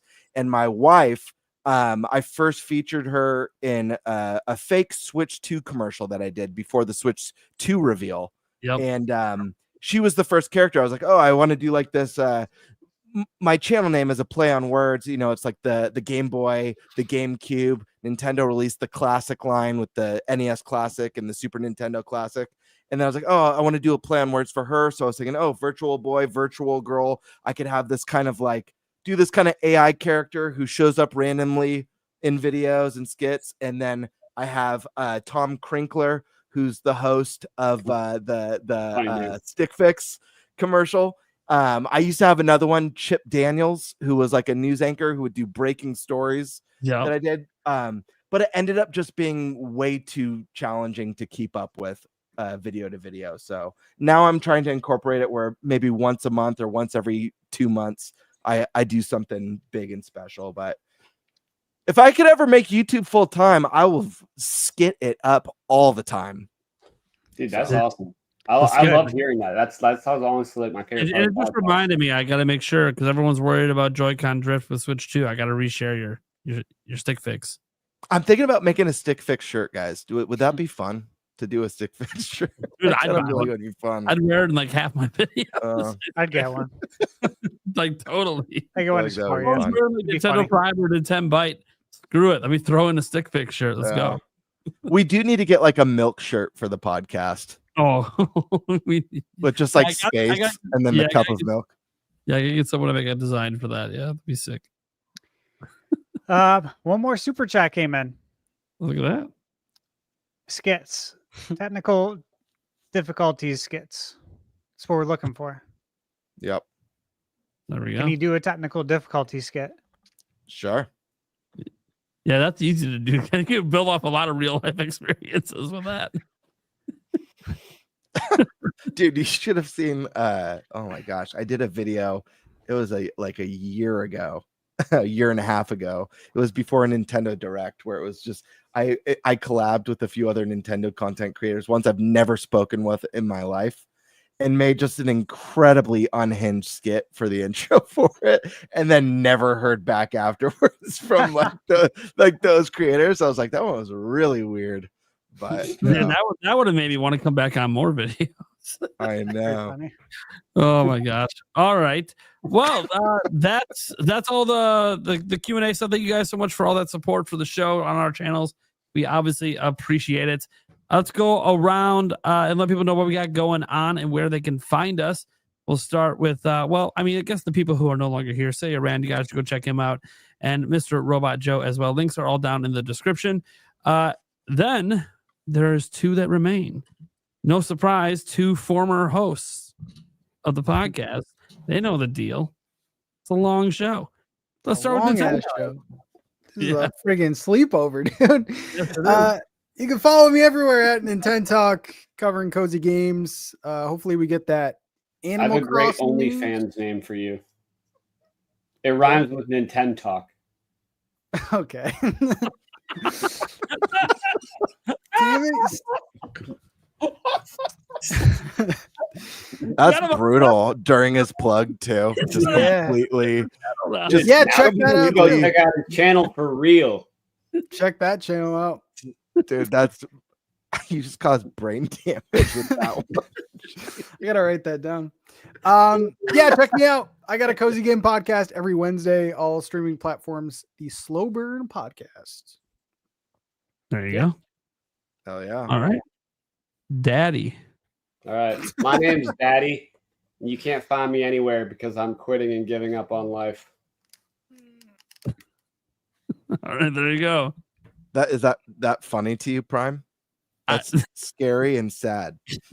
If he's laughing at it, I'm laughing at it. You know, I want to make him feel comfortable with his life choices. Fair enough, dude. That was really nice. Thanks.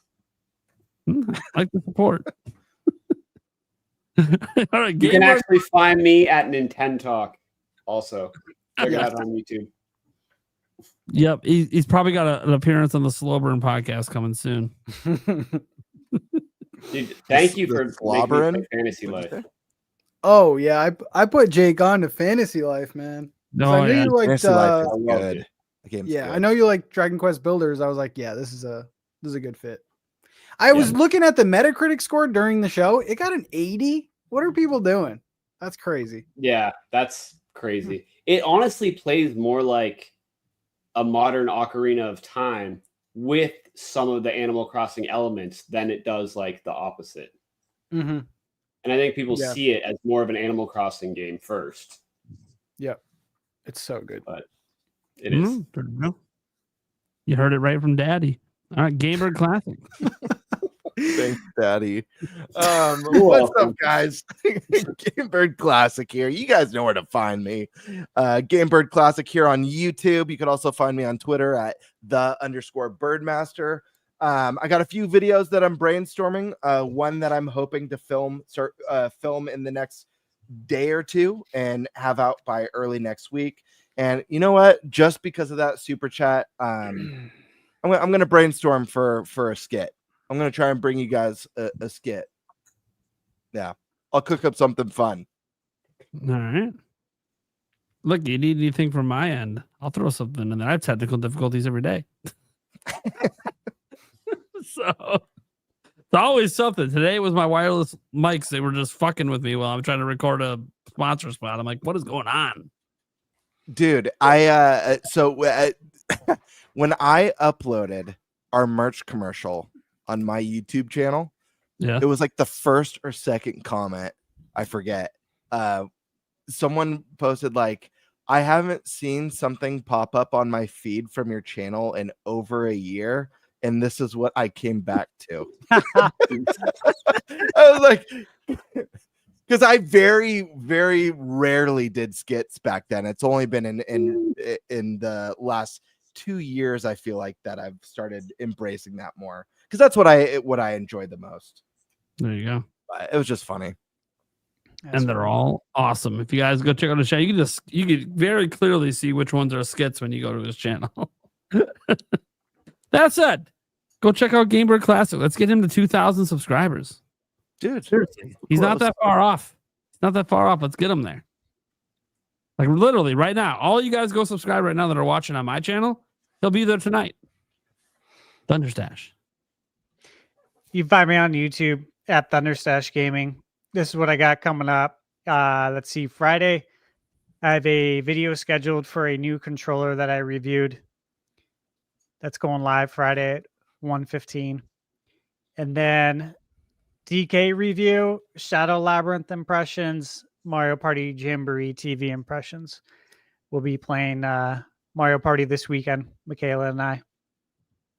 Real quick, Stash, fun. are you thumbs up or thumbs down on Shadow Labyrinth? I haven't played it yet. Oh, okay. I bought it. I had it pre-ordered.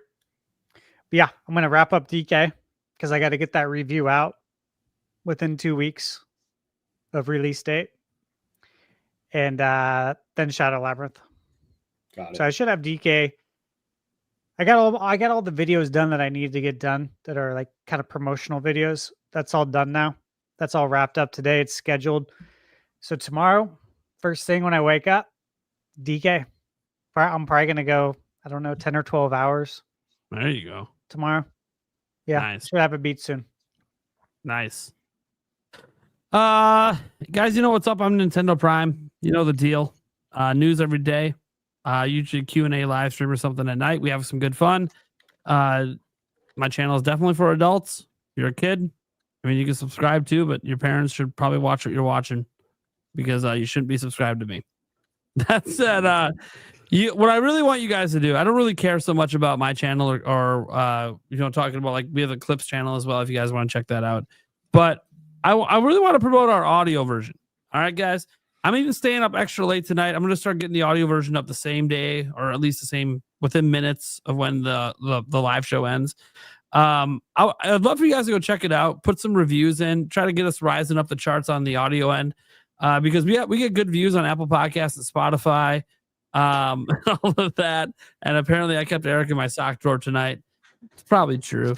I mean, I don't know where the guy's at. I mean, I know what he was doing. He was working out in Green Bay, which is a long way from here. I told him, if you're spending the night, hanging out with Barb. He's down in Mississippi. But anyways, yeah. So I'd like you guys to go check out the audio version and give us. By the way, I'm not asking for 5 stars here. Give us honest reviews. If you think the show is a piece of shit, then give it a 0, give it a 1, whatever. Make sure maybe give it 5, even if you think it's a piece of shit.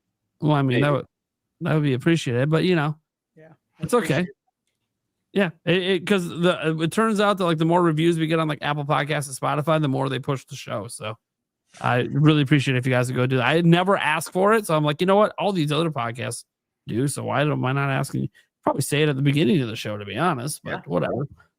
I'll try to remember next week. Yeah, let's remember. Yeah, seriously, it's important to push that audio version because it's kind of plateaued with its growth, and it's like I can go more than that. We just don't ever push it. So, all right, guys, thank you so much for tuning in, and we'll be back same time next week. Bye, everyone. Peace.